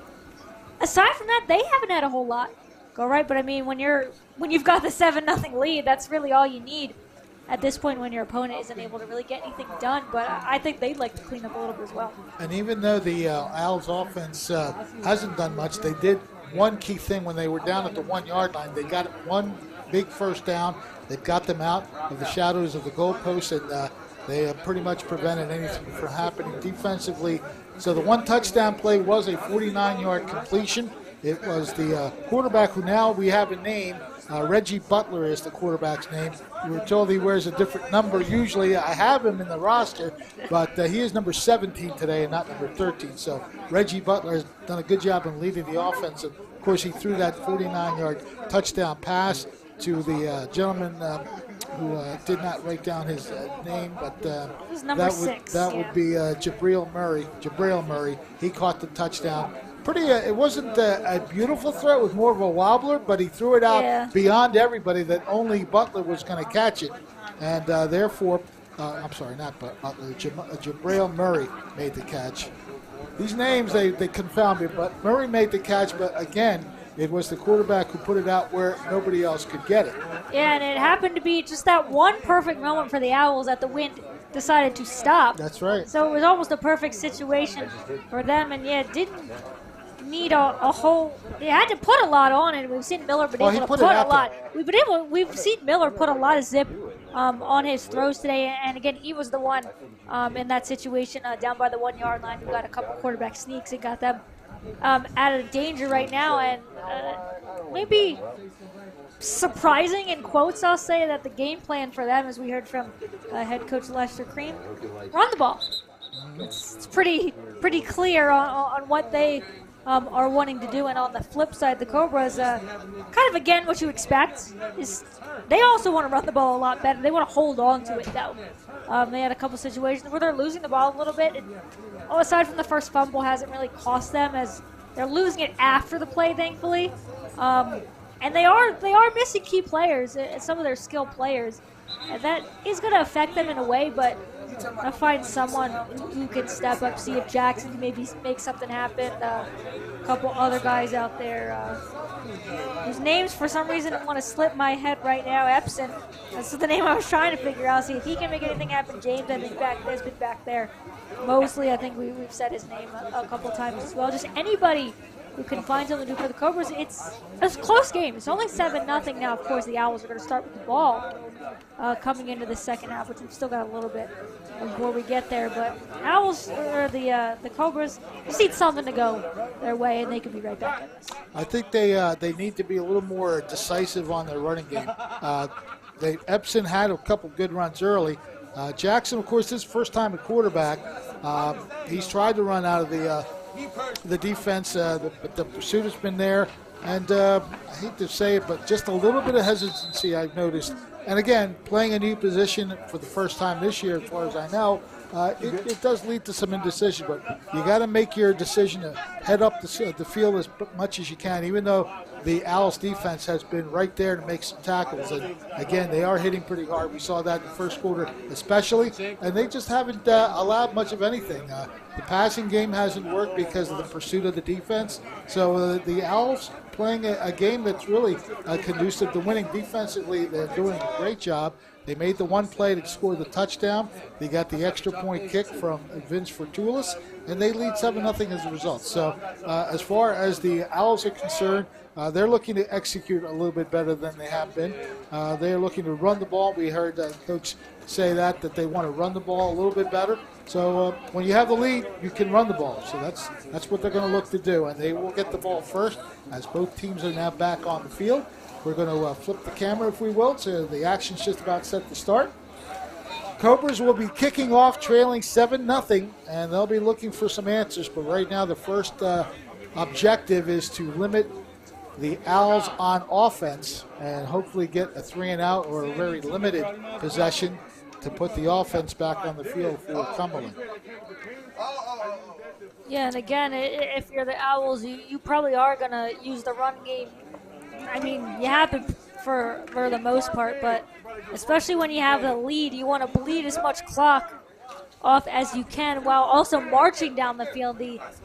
Aside from that touchdown drive, the Owls haven't really been able to march down the field too much in this one. A couple penalties have hurt them.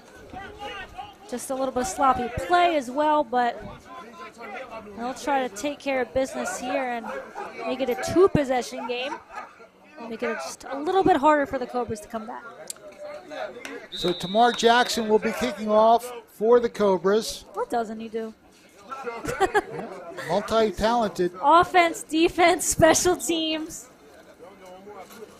That's the kind of player you like, that's willing to do it all for your team. And yeah, we haven't seen him throw the ball yet, but I have a feeling we might get that at some point tonight, as a lot of spin on that one. That ball is going back. If the Cobras recover it, that's a big-time play. There were 2 jerseys there for the Cobras, and we have the officials indicating that Cumberland has the football. That had some backspin. I'll tell you what, Jackson may not have been throwing the ball well or get a chance to throw, but his kicks today, that one in particular, of course, he had that big punt that went down inside the 1-yard line. One of the Owls had the ball in the air. Watch like it's the ours. backspin. If we can have that replay, you're going to see a tremendous backspin on this kick. It was a short kick, but it had backspin that kind of tailed it away from the return man. See, he's approaching the ball. You can't even see it in that. That's how much backspin it Watch, had. it just goes backwards. Look at that. His 2 kicks today have been spectacular. I don't think you see that the Owls didn't see it there. Number 44 on the recovery for the Cobras. That looks to be Raymond Phillips. Look at Epson. He's a little excited. He was right there. I have to tell you, when the officials were maybe still talking, and one of the Cobras had the ball in his hand in the air, so say, no, it's ours. Jackson just comes over and says, nope, I'm going to take that football back. So a little gamesmanship. There's Jackson saying that we got it. We got it. A little gamesmanship on both sides here, but yeah, that's a huge play for the Cobras. Boy, you couldn't start the second half any better than that. Hey, you saw it right there. Jackson said, nope, that's my football. That's a first down. Let's get it started. I'm glad we got that, too, because that was a little gamesmanship going on there. Well, but a big play, but you got to do something now. Well, you're in great position to do so. Let's see, the ball is around the 30-yard line. 30-yard line of the Owls, so the Cobras in tremendous field position. And the Cobras are trying to get the right players on the field, and Terrence Thorpe now coming onto the field. The refs are telling them, like, hurry up. Yeah, you don't want to delay game penalty after make a play like that. Yeah, so they are coming to the line now. And the officials just spotted the ball, so I don't think they're in danger of a delay game. I was going to say, they just spotted the ball. That was a very large I formation at first. We had 3 players behind Jackson, but we go split to the sides now. So big opportunity for Cumberland here to get what may be a tying score. Jackson trying to direct traffic, and now you do have to hurry up here. Yeah, now you're running out of time. So we'll see if this is the moment that Jackson airs. County better snap it. It does. And they have a high one, Hand off and nothing doing. Again, that pursuit is too strong in that front line area. Number 9, number 12. Those are 2 main tacklers there. That would be Adrian Clark and Nathaniel Hodge. Nothing doing on first down. Yeah, and the Cobras have to figure something out in this communication and trying to figure out what the play is. It seems like we're not ever certain what play is being run. And also the snaps haven't been the most ideal, for either team in this one, but I think you're just looking for a little more decisiveness on the offense. They just haven't really been sharp, and that pursuit of the Owls' defensive, especially the front line, has been tremendous. Maybe a loss of a yard. 2nd and 11. Shotgun formation this time by Tamar Jackson. Yeah, one player to his right this time. And 4 receivers. Jackson rolls to his right. Now Nice. comes back. He sees a lane to the outside. And again, he just got to run. Yeah, That play should have been a lot bigger than that. and that was, and Jackson's looking at his teammates like, where were you guys? But how much I think they could have done. Let's see what kind of hole he had to run through here. There was nobody Yeah, there. there was Just a go. massive hole Just there. go. Yeah. Well, again, first-time quarterbacks as far as this year that I know. And there was plenty of green in front of him, but he didn't take it. Yeah, I think he ends up maybe back at the line of scrimmage. That's it. And now it's 3rd and 11. And this could be a huge wasted opportunity for the Cobras if they can't make something happen. Look like situations where we were gonna see Jackson throw. Now whether they're just faking him on a throw, but yeah, that last play could have been so much bigger. Yeah, you got to be decisive and take off. Now, of course, we see a lot more up here than maybe he sees down there. So same formation. Now he runs. This is what we mean. That's what we mean about running with decisiveness and leaping over, man. And he's close to the first down. Yeah, he was past the first down. That's a big play. That's what we're talking about. Take it. Take what's there and make something happen. And there you have Jackson doing just that. The only thing I will say about Jackson, you might want to hold the ball a little better, is he's kind of running. You'll watch him here. Now, I don't know why he fakes a throw here, because I'm pretty sure he's past the line of scrimmage already. But he's just running with it That's a loaf of bread. Yeah, so you're just asking to get it thrown out as right into the camera there. How's that for a view? Goes Jackson. Yeah, we are all up in Jackson's kitchen.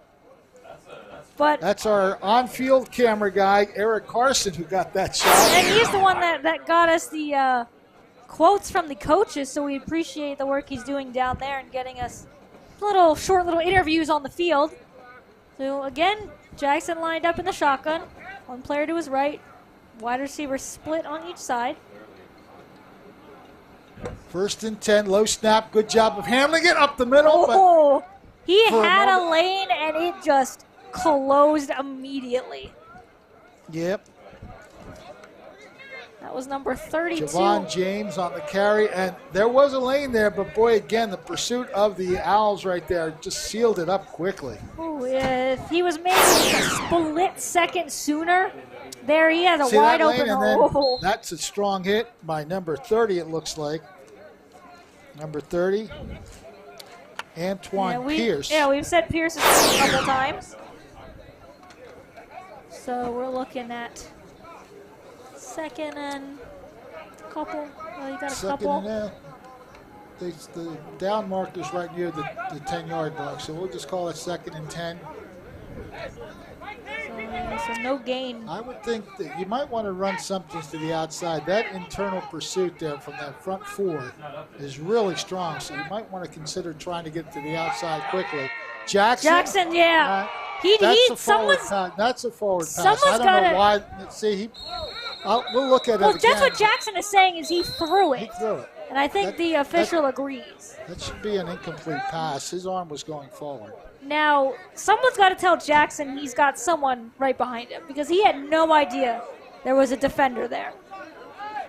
And they're just getting free shots at Jackson each time, and that's what's forced him to be flushed out of the pocket. Let's see if this is a pass. It looked like it. Oh, yeah, he threw that.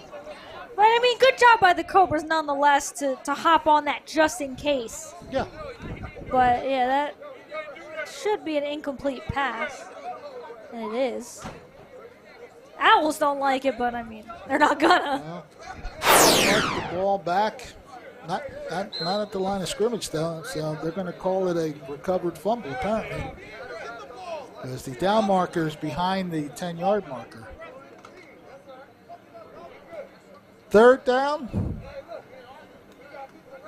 Or is it 4th down? I think it's 3rd. I think this is 3rd. Okay, well, the indication is 3rd. Because Jackson got the first down, and then I believe, right. Okay. So it should be 3rd down. We'll keep each other straight. We'll figure something out. Man in motion to the far side. Jackson will keep it. Oh, he's And got again, a hole there. Again, he's just not taking holes. There's a lot of players in on that tackle. One guy hopping over the pile too. But yeah, he's got a wide open hole if he takes that first. Let's take a look here. You watch it here, the man in motion, but right there, if he takes that cut right there, I mean, maybe he sees number 9 coming in and doesn't think he's going to get there. But this play here, this drive that looked promising after the first down by Jackson has stalled a little bit as the Cobras have called timeout. And I think that's a good timeout decision. Absolutely. This is a big-time play. 4th down. 4th and about 15 or so. And again, just trying to take advantage of what really is one of the best plays that you'll ever see at a kickoff. I don't think I've ever seen backspin on a ball like that. I could kind of see it right off the kick too, on how much spin there was on the ball, and yeah, that couldn't have worked out any better for Jackson, and he's the one that got the first down originally on this drive too, but 4th down, and when you think about it, you haven't really gone that far. No. We started right around the 40, so we gone maybe about 10 total yards, not including loss of yards or anything. Give or take, I think the ball's right around the 30. Well, this is the play of the game for the Cobra offense. Again, they only trail 7-0. They're one play away from tying this, but they've got to make that play. And they want to get points of any kind here. I don't know if they're in the best of field goal range, especially, the wind's died down right now, but they want to get as close as they can, and Tamar Jackson is not at quarterback. Yeah, he's on one of the receivers now. It looks like number 6 at quarterback. Number 5. 5? Okay. That would be David Mosley. That's right. Bell is number 6. And Bell's not here. And we now have a flag. And then we're going to get a sack. But I think the flag is on the Owls. Yeah, it's a holding penalty. I keep going by the reaction of the players, and it's not working well. And now are the Cobras even going to accept it is the thing. Well, it's a hold against the Cobras. Or the Owls. Are the Owls going to accept it? Because it's 4th down either way. Yeah, they're going to get the ball. So I guess that was the block or whatever. The hold, yeah. So there's no point in... Yeah, Mosley really didn't get a chance to do much there. Again, the Owls' pursuit has been there pretty much on every play. And that is a huge wasted opportunity for the Cobras. They were in prime position to put their first points up on the board. As into the 3rd quarter, we're almost 7 quarters without a point for the Cobras. I really had to do quick math there, and it sadly was not easy to do 4 + 3 right there. That is sad. I'm not quick at it is the problem. So the Owls defense answers the call, and they get the ball now. Right about the 30-yard line, 1st and 10. Let's see if the Cobras have another good play up their sleeves. Again, and Jackson, now flag. Again, Jackson doing a good job of counting how many men are on the field. Too many men on the field. Yeah, and you see Jackson again counting how many players are on the field, and one was running off late, so.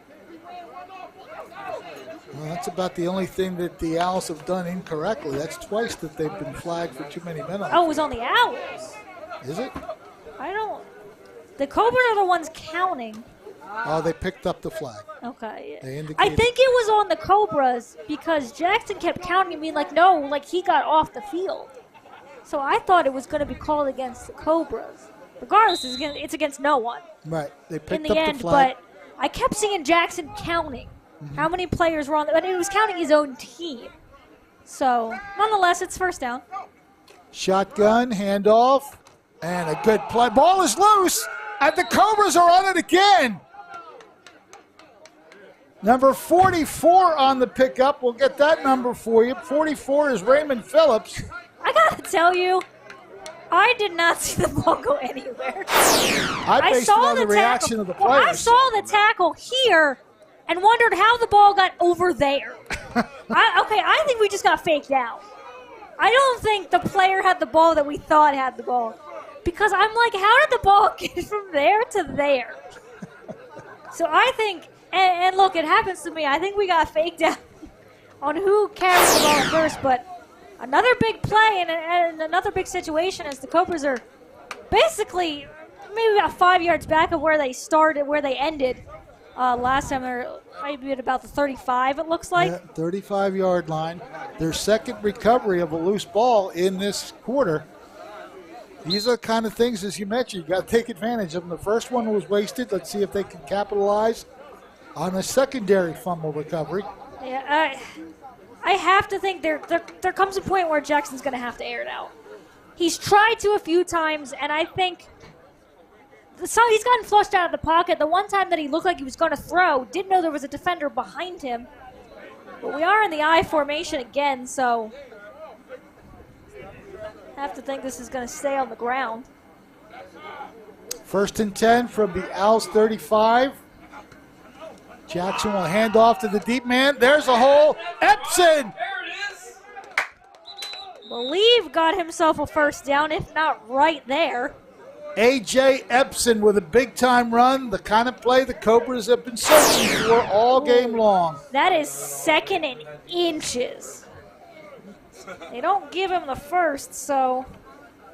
Good block there by number 22 for the Cobras. Yeah, we're Kenneth Kalk. I don't even think we're 2nd and 1. I think we're Now they're starting to move the chains now, so I guess they're going to give him a first down. Yep, they are going to, okay. I was like, if he doesn't have a first down, he's like a grass, like, blade from it. So a new set of downs. A nice play by Epson. I like that. That's a good comment. I'll pretend I heard it.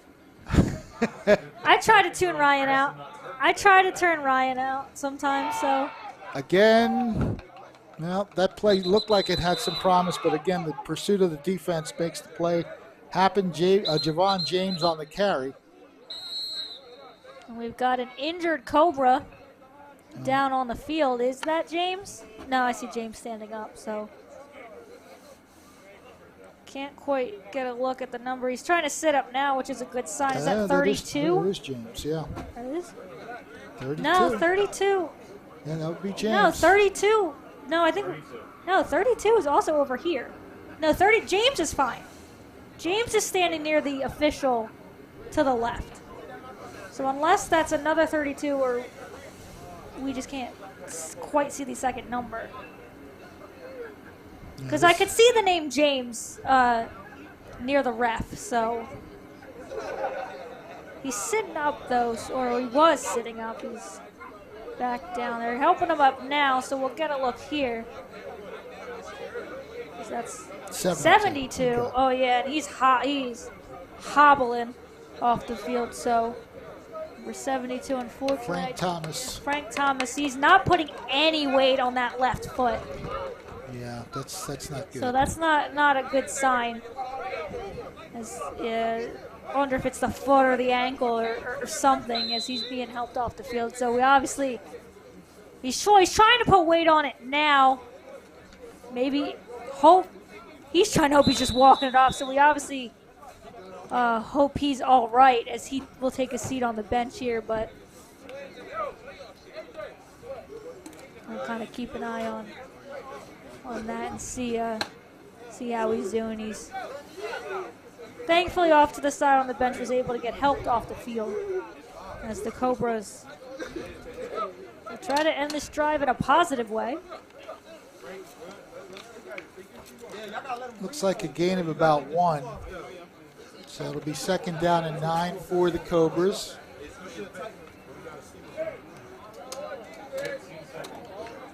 $15 to go in the quarter. The back official is counting down the numbers. They get off the play, bouncing off one tackle, and did something to make something out of nothing right there. Again, Javon James on the carry, and that should bring us to the end of the third quarter, because that Didn't go out of bounds or anything. Yeah, I think he actually bounced off his own teammate. But, yeah, we'll see, because I'm going to try and run a, well, because Jackson back, I don't think I have time to run a play. And the whistle blows to at least start the clock. So third and about 7. So I have to imagine they're going to have to get this play off quick, but they're not really in any hurry to run it. And of course, it's not as if they'll lose the ball, so they don't get it off. They'll just start with a fresh clock. Jackson over center.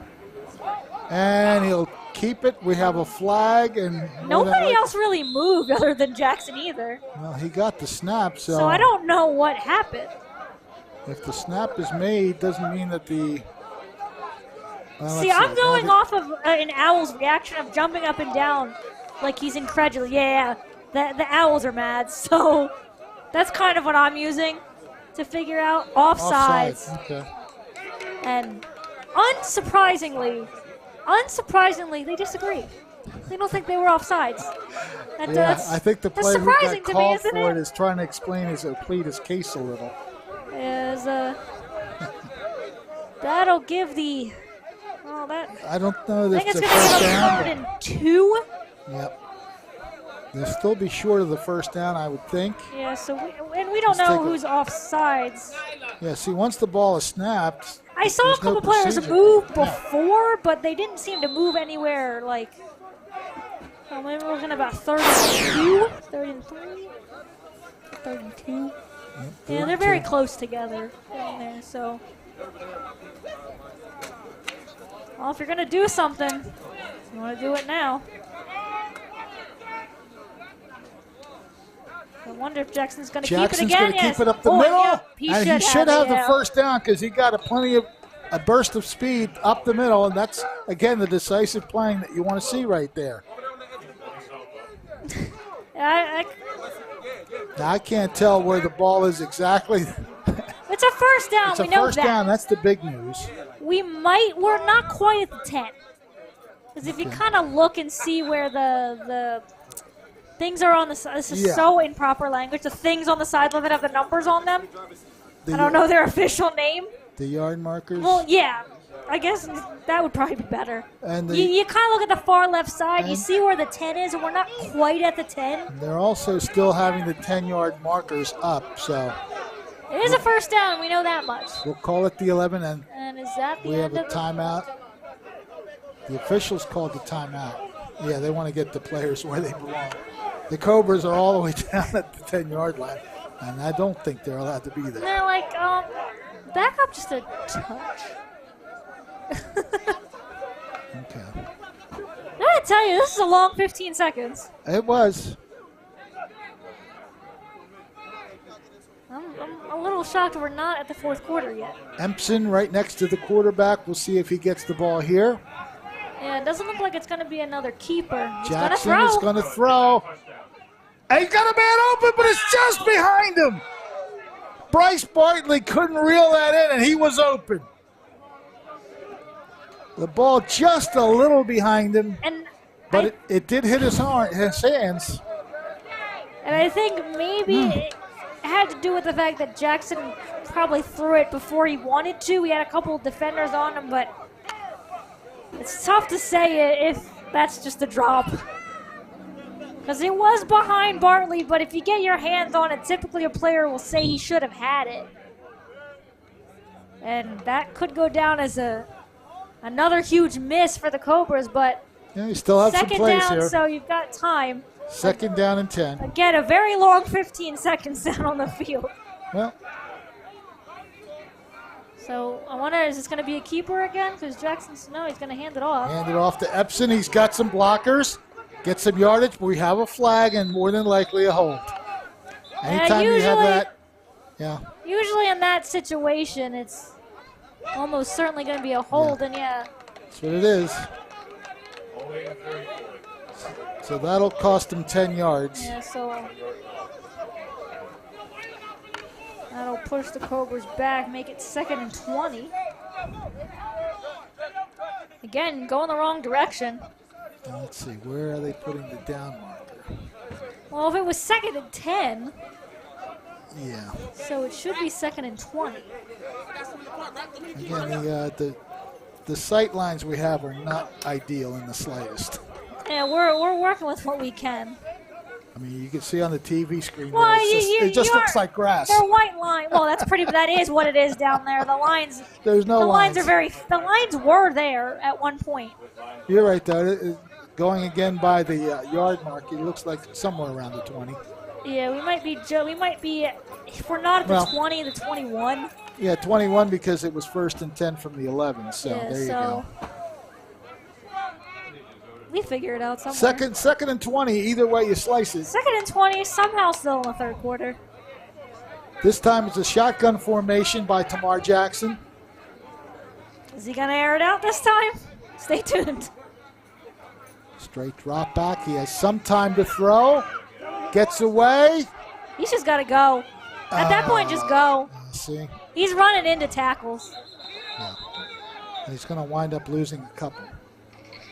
At that point, he just has to take off.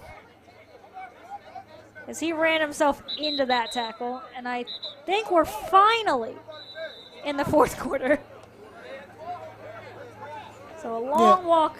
Yeah, we have no way of knowing officially. I saw the twirl of the finger and the whistle. What I'm saying, when they said there was 19 seconds left or whatever that was, I don't know. I think we were told 15, and then we played for another couple minutes, it felt like. So we have reached the end of the 3rd quarter. The score remains the same. The Owls lead the Cobras 7-0. We'll be back in just a moment. Many people treat their health like a game. With the Complete Care Health Network, it's easy to start your healthcare journey. Our mental health services focus on the emotions and behaviors that affect your overall well-being and features psychiatric, counseling, and addiction services, including our exclusive Fresh Start program, designed to help combat the opioid epidemic in our communities, plus all the other specialties you expect from Complete Care. Level up your health with us. The Complete Care Health Network.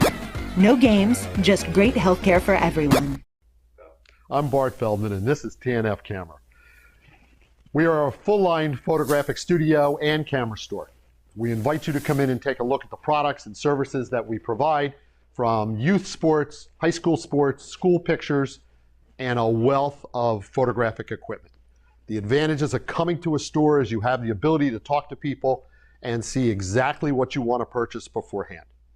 It's TNF Camera, 1362 South Delsey Drive here in Vineland. Quinn Broadcasting, in association with the Northeast Atlantic Football League, presents Cobra Football. Let's join the action as the Cobras take on their rival. Here's your commentators for today's exciting game. Well, we have switched sides. The Cobras will now be going, I guess that's east. Trying to figure out my compass here. They still have a chance here. It's 3rd down. 3rd and 22, maybe? We're just past the 20 yards between them.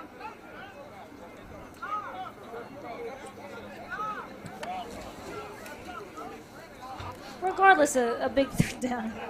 I mean, they've had 2 big recoveries. The first one wasn't really a turnover. It's just a good pursuit of the football on the kickoff. Do you need it? But then they had the fumble recovery, and this is where we stand now. They have some chances here to get this game tied. You got to capitalize on them. They have 2 plays left to do it here. 3rd down and long. And Jackson trying to get everybody lined up. He'll be in the shotgun. Yes. It is 3rd and 20, back at the 21-yard line. Shotgun formation. High snap. Jackson looking to dance. He gets himself free. He's got no one to throw to. Yeah, he just has to eat that one, yeah. Well, he got it. He got rid of it. And thankfully to a player's feet. Yep. Well, Javon James is an eligible receiver, so that's what I mean. So he at least got it to somebody. But, yeah, Jackson's had no time to throw. Is really what the problem has been. Because he's tried to air it out a couple times, but he's not being given any time to do it. He did a good job of buying himself some space to throw, but again, the Owls defense just seems to have a homing device on him. At this point, it's just like any other birds, right? It's pretty much going to have to be a touchdown. Yeah. To even get anything. You can get a first down, but... Yeah, at this point, you want to go for the gusto. Yeah, well, the down marker's pretty much at the goal line on the other side, so yeah, I think you pretty much have to. They've switched quarterbacks to David Mosley. Number 5 is now at quarterback. Yeah, we saw that on a play earlier. So we're running maybe a wildcat type formation. That's off. That's movement. Was it movement? Okay. I think so. It looked like the Owls jumped, but... Yep, they were drawn off, so that's going to cost 5 yards. Yeah. Well, I think I saw 2 Cobras jump on that. Yep, and we are marching back, so that makes a long fourth down even longer. Yep, 4th and 25 now. And again, yeah, it's pretty much end zone or bust because you have to basically get to the goal line to even get a first. So, yeah, we're 4th and 25 at about the 25. And we might actually be exactly at the 25. So, yeah, this is... It's 4th down and go for the touchdown, basically. Again, Mosley at quarterback. Yeah, I'm wondering if it's more of a wildcat. They're sending everybody out. Because... Empty backfield. Now, Jackson himself is at the top on the right side. And again, movement. They're just going backwards in the wrong direction. Yep.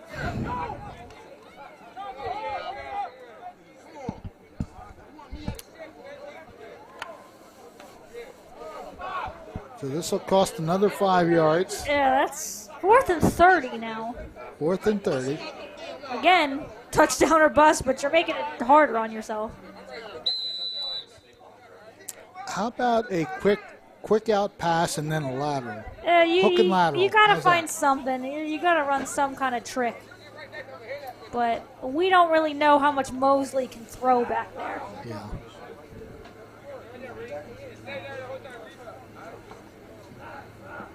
So it's 4th down, and let's see if they can at least hold the line of scrimmage, and now we get a bad snap. Good job by Mosley to avoid any problems. He's going to have to launch this one. He's got it into the middle, and it's incomplete. You know what? As much as that play didn't work, Mosley at least gave him a chance. Yep. He made it almost possible. Got the advantages of being small. You can duck out of hits. That was a good pickup because once that ball bounced, he did a good job of recovering it and creating a chance. He throws it up there. He had a couple players. A pretty decent throw, too. And it rolls. Yeah, just the camera shot on just the football and a big weight. That's almost the epitome of unfortunately the last 2 drives for the Cobras. They've gotten the turnovers, but when you're in your own, when you're in the territory to score, they've started at what, the 35 and 40 each of these drives, and come up with nothing. Yeah, the offense just hasn't been sharp today. With rare exception, the one run that Jackson made to get the first down. But they just have not been able to find the end zone. So the Owls take over on downs. Yeah, I think we're going to see a lot of running. They're all bunched up as if they are going to run the football here. Look at the bunch there. Quarterback is going to keep it. He fumbles, but he recovers. I was going to say, are we going to do this again? Reggie Butler was able to corral it right there. Head coach of the Owls said they want to run the ball better. And well, that's not how you do it. It's not going to go for you. Luckily, Butler fell on it. Yeah, the ball just bounced in front of him and he scooped it up. He wound up getting a couple yards on the play. Other times he's ran the ball when they were at the 1 yard line. He ran it a couple times very effectively. And of course, he has the one touchdown pass that is the difference in the game. Second down and about 8 for the Tri-County Owls. Again, Butler will just keep it. Breaks tackles. He's close. Might be a yard or two shy of the first. Let's see where they spot the football. I think he's going to be... He needs to get to the 33, and he's going to be marked at the 31, so it's going to be 3rd and 2. And have to imagine he's going to keep it again.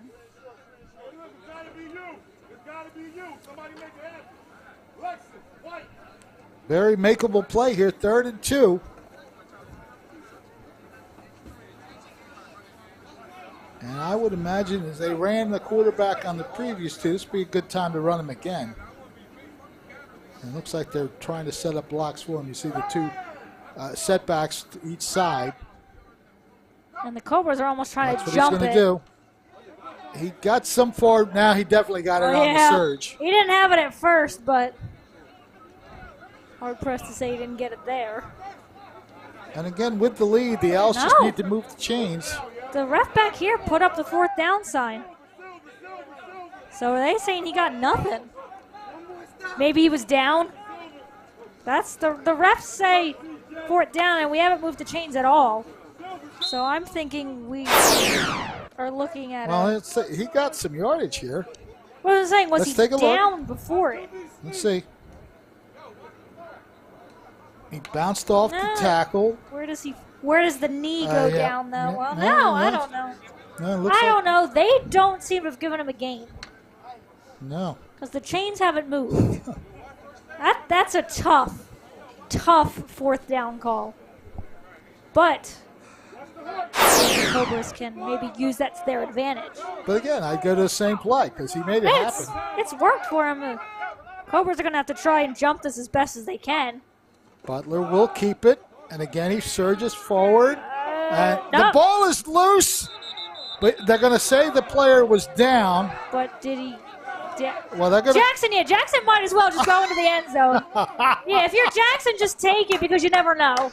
Oh. I mean, I hope he didn't hurt his tailbone there. Yeah, he's holding it a little too. It's a play that wouldn't have counted. Whose ball is it? Now the Cobras head coach says touchdown, but. Well, let's see. There's the bad. He handled bad snaps well. I think he was down. I can't see him there. No, he's down. Yeah, he's down. Yeah, that ball was in his possession. But is it turnover on downs, or did he get it? That's what we're waiting on. Well, you know what? I think he got yardage on both plays, and they still didn't give him a first down. It's because he landed right on the tailbone, too. You watch him right.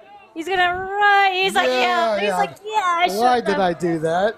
And well, the Cobras are in the huddle with Jackson, so I believe that's a turnover on downs. Yeah, because Butler's heading off the field. Wow. Yeah, that's all we can. Well, another gift. If nothing else, the Cobras are getting chances. This is at least the third one. That may have been a gift. The best we'll go with for the Cobras, but they've got to take advantage. And again, not knowing how much time is left, I imagine there's still a few minutes to go, but you can't take the time for granted here. You've got to get these plays off. Yeah, so Jackson, I believe, is going to be in the he's calling his players back, and I think that's been our problem too, is not being able to get the plays figured out. Well, I don't know what's going on actually, because the players are coming onto the field. I'm not so sure you can get a first down. I think, is that what we're? Because now the offense is coming back for the Owls. I don't know that anybody's sure. It's a moment where you feel like saying, meanwhile, back at the ranch. No, and Butler's going off the... Well, Butler's clapping, but he's going off the field. Well, we'll let you know once we know what's going on. Yeah, because we really don't. No, the Cobras offense is coming off the field. Yeah. So I think they changed it and say it's still Owls' ball. Now we've got a flag. Now they're pointing Owls' way, so I don't know what the flag is, though, because if nobody knew what was going on, how could we throw a flag?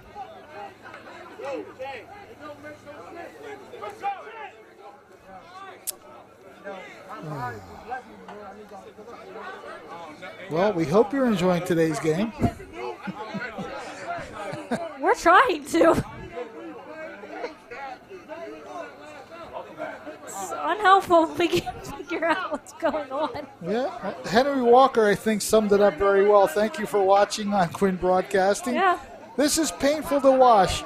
Yeah. Well, all in all, it's still Owls' ball.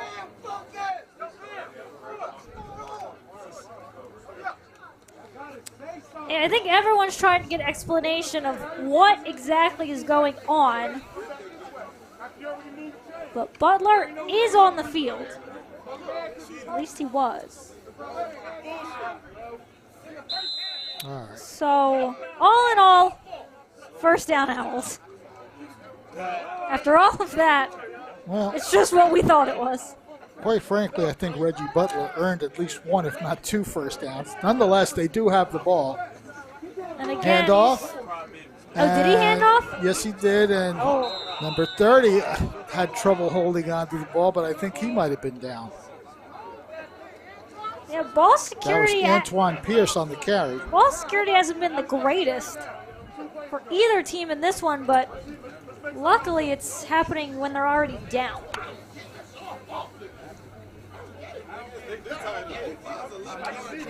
So it'll be second down for the Owls.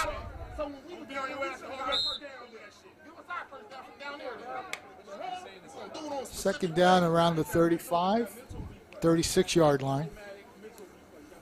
Oh, wow.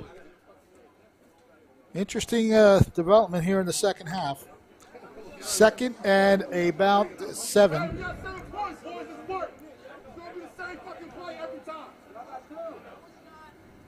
So the Owls now approach the line of scrimmage for second down.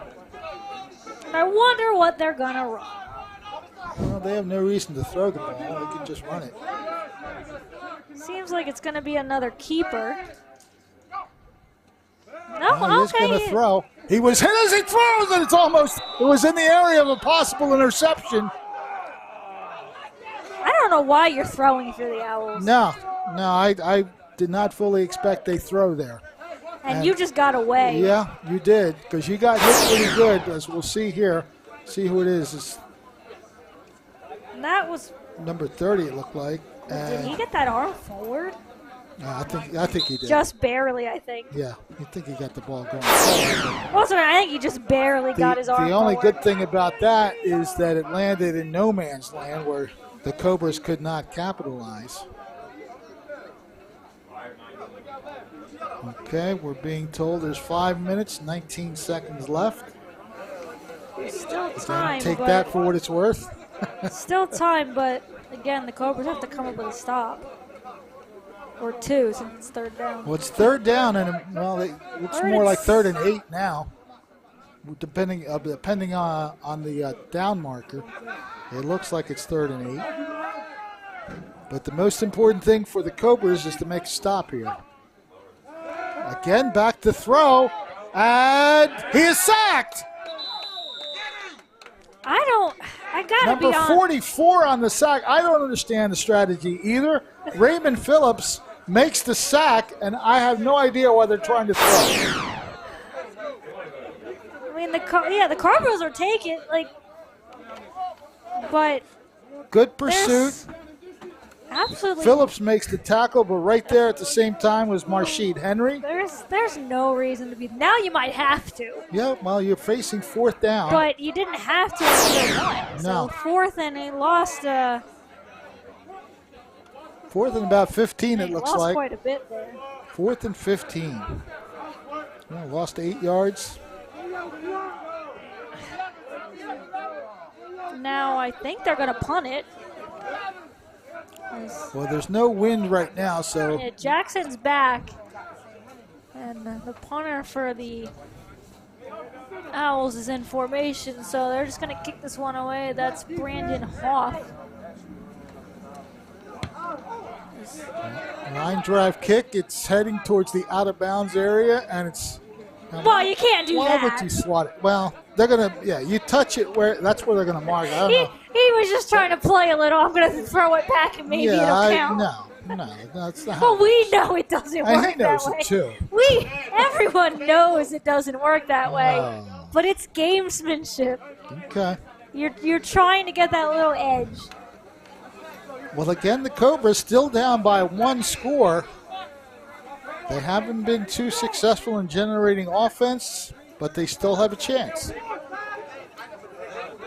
Ball will be at the 41-yard line based on where the official is standing. That's right about where it looked like it was going. It was good. That was a good job by the official to mark it there. Yeah, I think it stayed inbounds, but that's right about the spot it died at before it was swatted down the field. Oh, you've got somewhere around 4 minutes. Yeah, there should based be on plenty our of time. estimation. There should be plenty of time here. So if you're the Cobras, you want to use the clock, but you want to use it smartly. 1st and 10 from the 41-yard line. Jackson hands off. Epson breaks loose, across the 45, maybe at the 46. He's still not down. Well, He still wasn't down. But that's got to be 4. That's what the Owls think they have. we have a lot of dramatics here today, don't we? Dramatics that have nothing I'm to do telling with you, the clock. it's trying to fool the officials Well, and thinking, hey, I have the ball, so it must be our ball. You play mind games. You try to get them. But I'll tell you what, I don't think he got a favorable spot after all that. They mark at the 44. He was at least 2 yards further up. So it winds up being a 2nd down. 2nd down, and it looks like it's the down markers. Let's take a look here. Epson jukes to the right and is down. Well, he's not down technically, so yeah, he kept going. yeah, but He's at in the that grass point, there. He's in the grass. He still has the ball. well, at that point, you wonder forward progress. If they just called as forward progress. 2nd and 4. Jackson back to throw. Has a man, and it's caught. 1st down, and there's the first completion of the game. And that's a big one for Jackson. Rolando Henry on the receiving end, and that'll move the chains. He had time to throw, and here's the delivery. And we just figured out. Wide open Henry. Tamar Jackson can throw. Are we surprised? But Well, he got time. He had time to throw, and he made a decisive throw. So it's a 1st down. we wanted to see the kind of arm that Jackson had. We haven't been able to see it yet, and looks like he's got a good one. So if the Cobras' offensive line can give him time to throw, they're in business. From the 42-yard line of the Owls. Handoff, Epson. That's the kind of running you want to see right now. The ball is loose But he was again, down. but I think he was down. The ref was like, yeah, I mean, you can't say ball security is a problem when they're already down, but you still want to be careful. Yeah, you don't want to give him an idea about turning over the ball. Yeah, well, I'll paraphrase this comment from Maurice, but yeah, we're not sure what's going on with the refs either. We'll paraphrase what you say there because I can't say that on air, but Yeah, make what the mention of- heck is going on with the officials? Yeah, we're not quite sure. But a minute 20 left, so Cobra's gonna have to pick it up a little bit. Jackson again has a little time, but now that time he does pitch it out, but nothing doing really on the play, as it turns out. The little hitch to Shaheed Cheeseborough but they had such penetration that that's going to lose some yards. And that is going to be a timeout, rightfully so, for the Cobras. Is now going to be 3rd and long. Again, they've got time, but time's running out.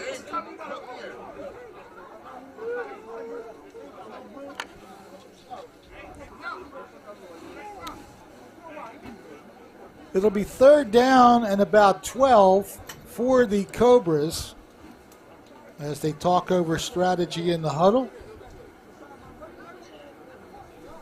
And if you didn't think we've already had the biggest play of this game, this is the moment. There's still time for some heroics here.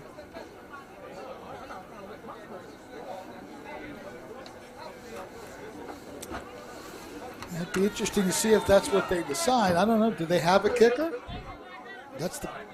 Okay. All right.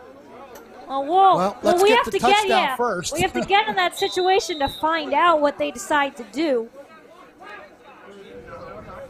So, Jackson in shotgun formation.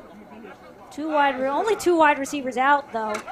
Jackson rolls to his right, now comes back to his He's left. He's got to get rid of it. And he runs away from some trouble, airs it, and it's knocked down by an Owls player. Good coverage on the play there. And is that 24, is it? He doesn't turn enough for me to see. 29? There's a 9 there, that's for sure. All right. You have 29. We just zoomed out a bit 29. more. 29, okay. Let's give credit to the defender there. That's Dwayne Allen. It all comes down to this. Yep. 4th down, 12. Again, not too much time left. The incomplete pass does stop the clock, so they'll be able to set up a play here.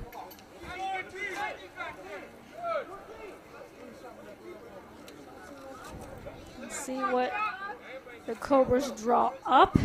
With the fact that you don't have much time, it's going to likely be a throw from Jackson. But is he going to have enough time to throw? He's been chased out of the pocket for the most part throughout the game. If the line can give him a clean lane to throw, there's three wide receivers, if I can spit that out, to the right, 1 to the left. He's got time. Jackson, he still has time to throw. Airs it out deep. It's not going to be deep enough. And that'll do it.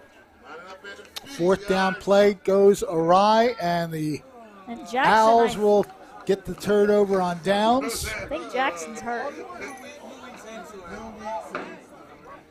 Yeah, they'll put the ball back at this point, line. I'd have to think the Owls can kneel it out. Yeah. We're for sure under a minute, but right now you hope that Jackson's okay as he's got that left foot in the air. Well, the good sign is he's putting weight on it.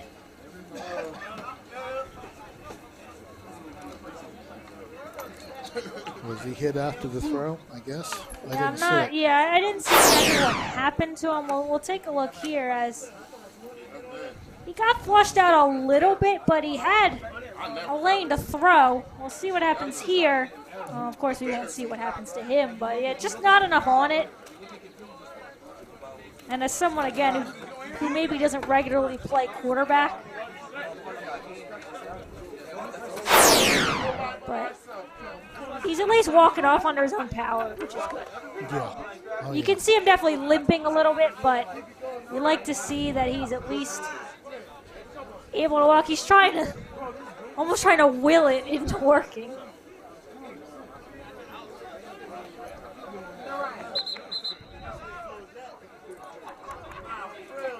But yeah, at this point, I don't see how it's anything other than ears. Well, the quarterback has no need to throw, no need to hand off. Yeah, and the way I can't even say lining up. It almost looks like we're lining up in spike formation. Yeah, because you can tell the Cobras aren't even, Yep, the kneel down. So this one's going to end unless anything crazy happens on a kneel down at 7-0. So That might have been the last play. We'll see. Yep. So that's back-to-back shutouts for the Cobras on the wrong end of them after back-to-back shutout wins. Not the direction you want to go with. And they had chances. Again, the opening kickoff of the second half, there was a recovery of a loose ball. Cobras deep in the Owls territory for a chance. And they had other possessions that really, they just couldn't find the offensive plus the running game, even though at times it was very good. Epson certainly showed some good moves and speed. Jackson did complete the pass to Henry, but they just couldn't string together enough good offensive plays. Yeah, and that's really what it comes down to, because they had plenty of chances to do so, had a couple turnovers that put them in excellent position to tie this game. The defense did its job, especially in the second half, but the offense just unable to make anything happen. And maybe that's just not being used to working with Jackson back there, or whatever it may be. You can probably come up with as many excuses as you can, but if you're the Cobras, there is no excuse in the end. A tough loss for them, not being able to get anything going on the offensive end. But credit to the Owls defense. They didn't let any runs happen. Everybody likes the camera, don't they? You love the camera when you win. So the two teams now going through the handshakes, and it was kind of a strange game in many ways, but where it counts the most, the Owls got the only score they needed, a 49-yard touchdown pass play, as it was the quarterback getting it done on that one play where he threw it as deep as he could throw it. Reggie Butler got it out there, and the catch was made by Jabrail Murray. And he was the only one that was going to have a shot to catch it. So it was, even though the pass was wobbly, it got out far enough to where the receiver can get under it, and Murray took it into the end zone for the game's only score. The kick made by Vince Fortulis, and that was it. 7-0 final. Take a quick break here and be back with a final word right after this.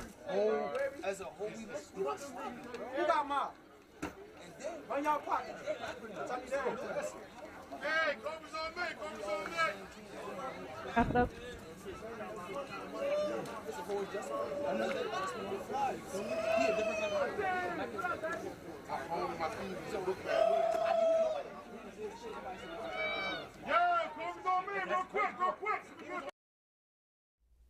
I'm Bart Feldman, and this is TNF Camera. We are a full-line photographic studio and camera store. We invite you to come in and take a look at the products and services that we provide, from youth sports, high school sports, school pictures, and a wealth of photographic equipment. The advantages of coming to a store is you have the ability to talk to people and see exactly what you want to purchase beforehand. It's TNF Camera, 1362 South Delsey Drive here in Vineland. Life on Earth offers some challenges. Things are constantly changing. Seems like we're fighting battles all the time. But you're a warrior for God, and He's given you The armor of God. Join Pastor Myers for this exciting series on how to be equipped to win. It begins May 5th at 11 a.m. New Life Church, Millville, New Jersey.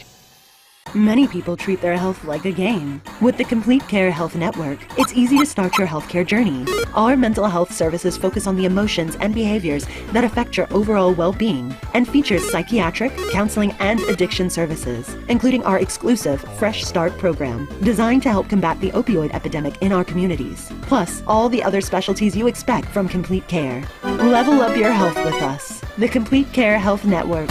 No games, just great healthcare for everyone. I'm Bart Feldman, and this is TNF Camera. We are a full-line photographic studio and camera store. We invite you to come in and take a look at the products and services that we provide, from youth sports, high school sports, school pictures, and a wealth of photographic equipment. The advantages of coming to a store is you have the ability to talk to people and see exactly what you want to purchase beforehand. It's TNF Camera, 1362 South Delsey Drive here in Vineland. Life on Earth offers some challenges. Things are constantly changing. Seems like we're fighting battles all the time. But you're a warrior for God. And He's given you The armor of God. Join Pastor Myers for this exciting series on how to be equipped to win. It begins May 5th at 11 a.m. New Life Church, Millville, New Jersey. Many people treat their health like a game. With the Complete Care Health Network, it's easy to start your healthcare journey. Our mental health services focus on the emotions and behaviors that affect your overall well-being and features psychiatric, counseling, and addiction services, including our exclusive Fresh Start program, designed to help combat the opioid epidemic in our communities, plus all the other specialties you expect from Complete Care. Level up your health with us. The Complete Care Health Network. No games, just great healthcare for everyone. I'm Bart Feldman, and this is TNF Camera. We are a full-line photographic studio and camera store. We invite you to come in and take a look at the products and services that we provide, from youth sports, high school sports, school pictures, and a wealth of photographic equipment. The advantages of coming to a store is you have the ability to talk to people and see exactly what you want to purchase beforehand. It's TNF Camera, 1362 South Delsey Drive here in Vineland. Quinn Broadcasting, in association with the Northeast Atlantic Football League, presents Cobra Football. Let's join the action as the Cobras take on their rival. Here's your commentators for today's exciting game. We are back after a 7-0 victory by the Tri-County Owls over the Cumberland Cobras. We have our winning head coach, Lester Cream, with us. And first thing you said was this is a win you guys needed. That's correct. I want to talk about the defense before we get to anything else, because your defensive pursuit today was phenomenal. Didn't give Jackson much of a chance to do anything. Talk about the players on defense, because they really played a whale of a game. 6'6" is really fast at receiver speed. And 21 veteran coach. He's had for me since 2002. He used to be a corner. He played tight end and a defense end. He makes an impact. He's 21. Is that something you guys emphasize? Because it looked like every play there was tremendous pursuit, either of the runner or the quarterback. Yeah. We talked about, we knew tomorrow was going to play quarterback. He played for me before. And I know he has wheels. He'll run around. He can throw, but he'll run around and break it first. So wanted to pressure him as much as we could. Okay. And your quarterback, very heady player from what I saw there. He made a lot of good decisions. The one touchdown, he put it where only his receiver could catch it. He threw it as deep as he could, and it was caught out there by Jabril Murray, and that was it. Yeah, I'm glad he came back. He played quarterback one game. He had the flu last week. He didn't play. Okay. And we was terrible on offense last week. 3 times he fumbled the ball on the 2-yard line. That's the tough. kickoff, yes. We didn't play well at all. We had no offense. Worst showing I had in ever coaching for the league ever. But, bouncing back is the best thing to do.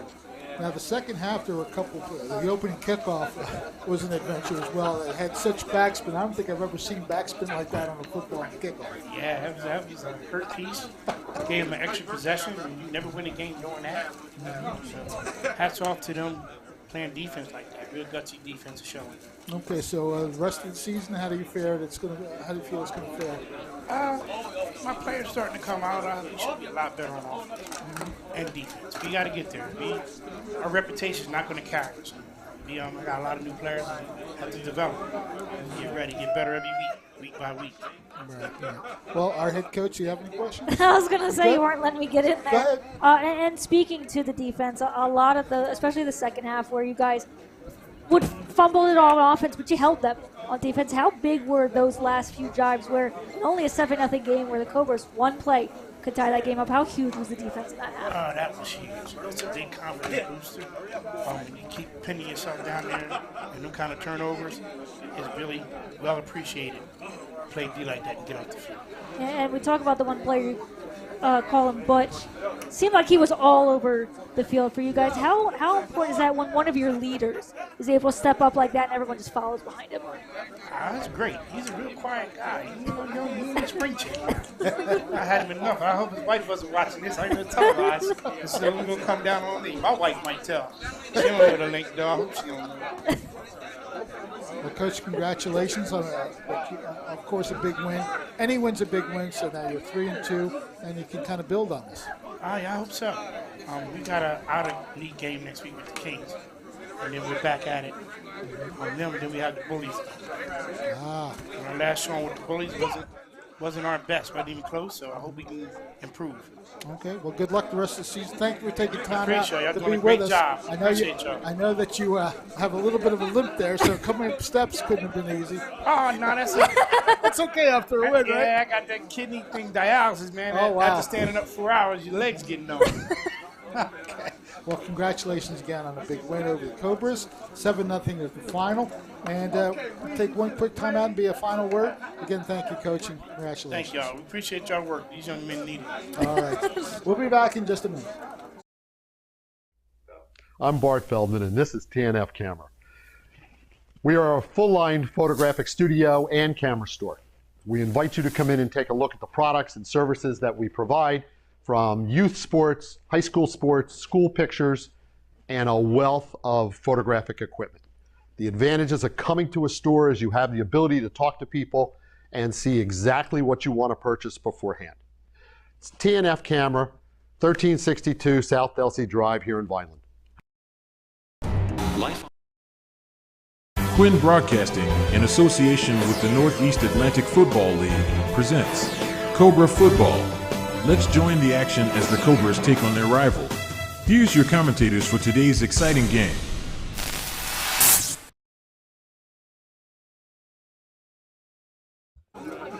Well, we hope you enjoyed today's game. A 7-0 victory for the Tri-County Owls over the Cumberland Cobras. Of course, the Cobras playing a little short-handed. As we know, Cam Bell wasn't here today. That was the key missing player for the Cobras. But basically, the defense won this game for the Owls, and the one big play that led to the touchdown, of course, it is the difference in the ballgame as far as the scoreboard is concerned. We want to wish everybody a very happy Saturday and weekend. For Ariel Melendez, our producer Ryan Arowski, and our two camera people, Charles Hope, and I think I was going to Eric Carson. Eric Carson. That's what I thought. I'm sorry, I didn't want you're to be a new wrong. player to me, so that's the way it goes. But we thank everybody for watching. We appreciate all the comments. We love what we do, and we're glad that you're enjoying it. We'll see you again next time here on Quinn Broadcasting. Have a great weekend, everyone. This has been a QBC television production, in association with our partners and sponsors. QBC broadcasts on Comcast Cable Channel 22, and live streams its programming on Facebook and YouTube. All rights reserved by Quinn Media and QBC, programming that serves the South Jersey market.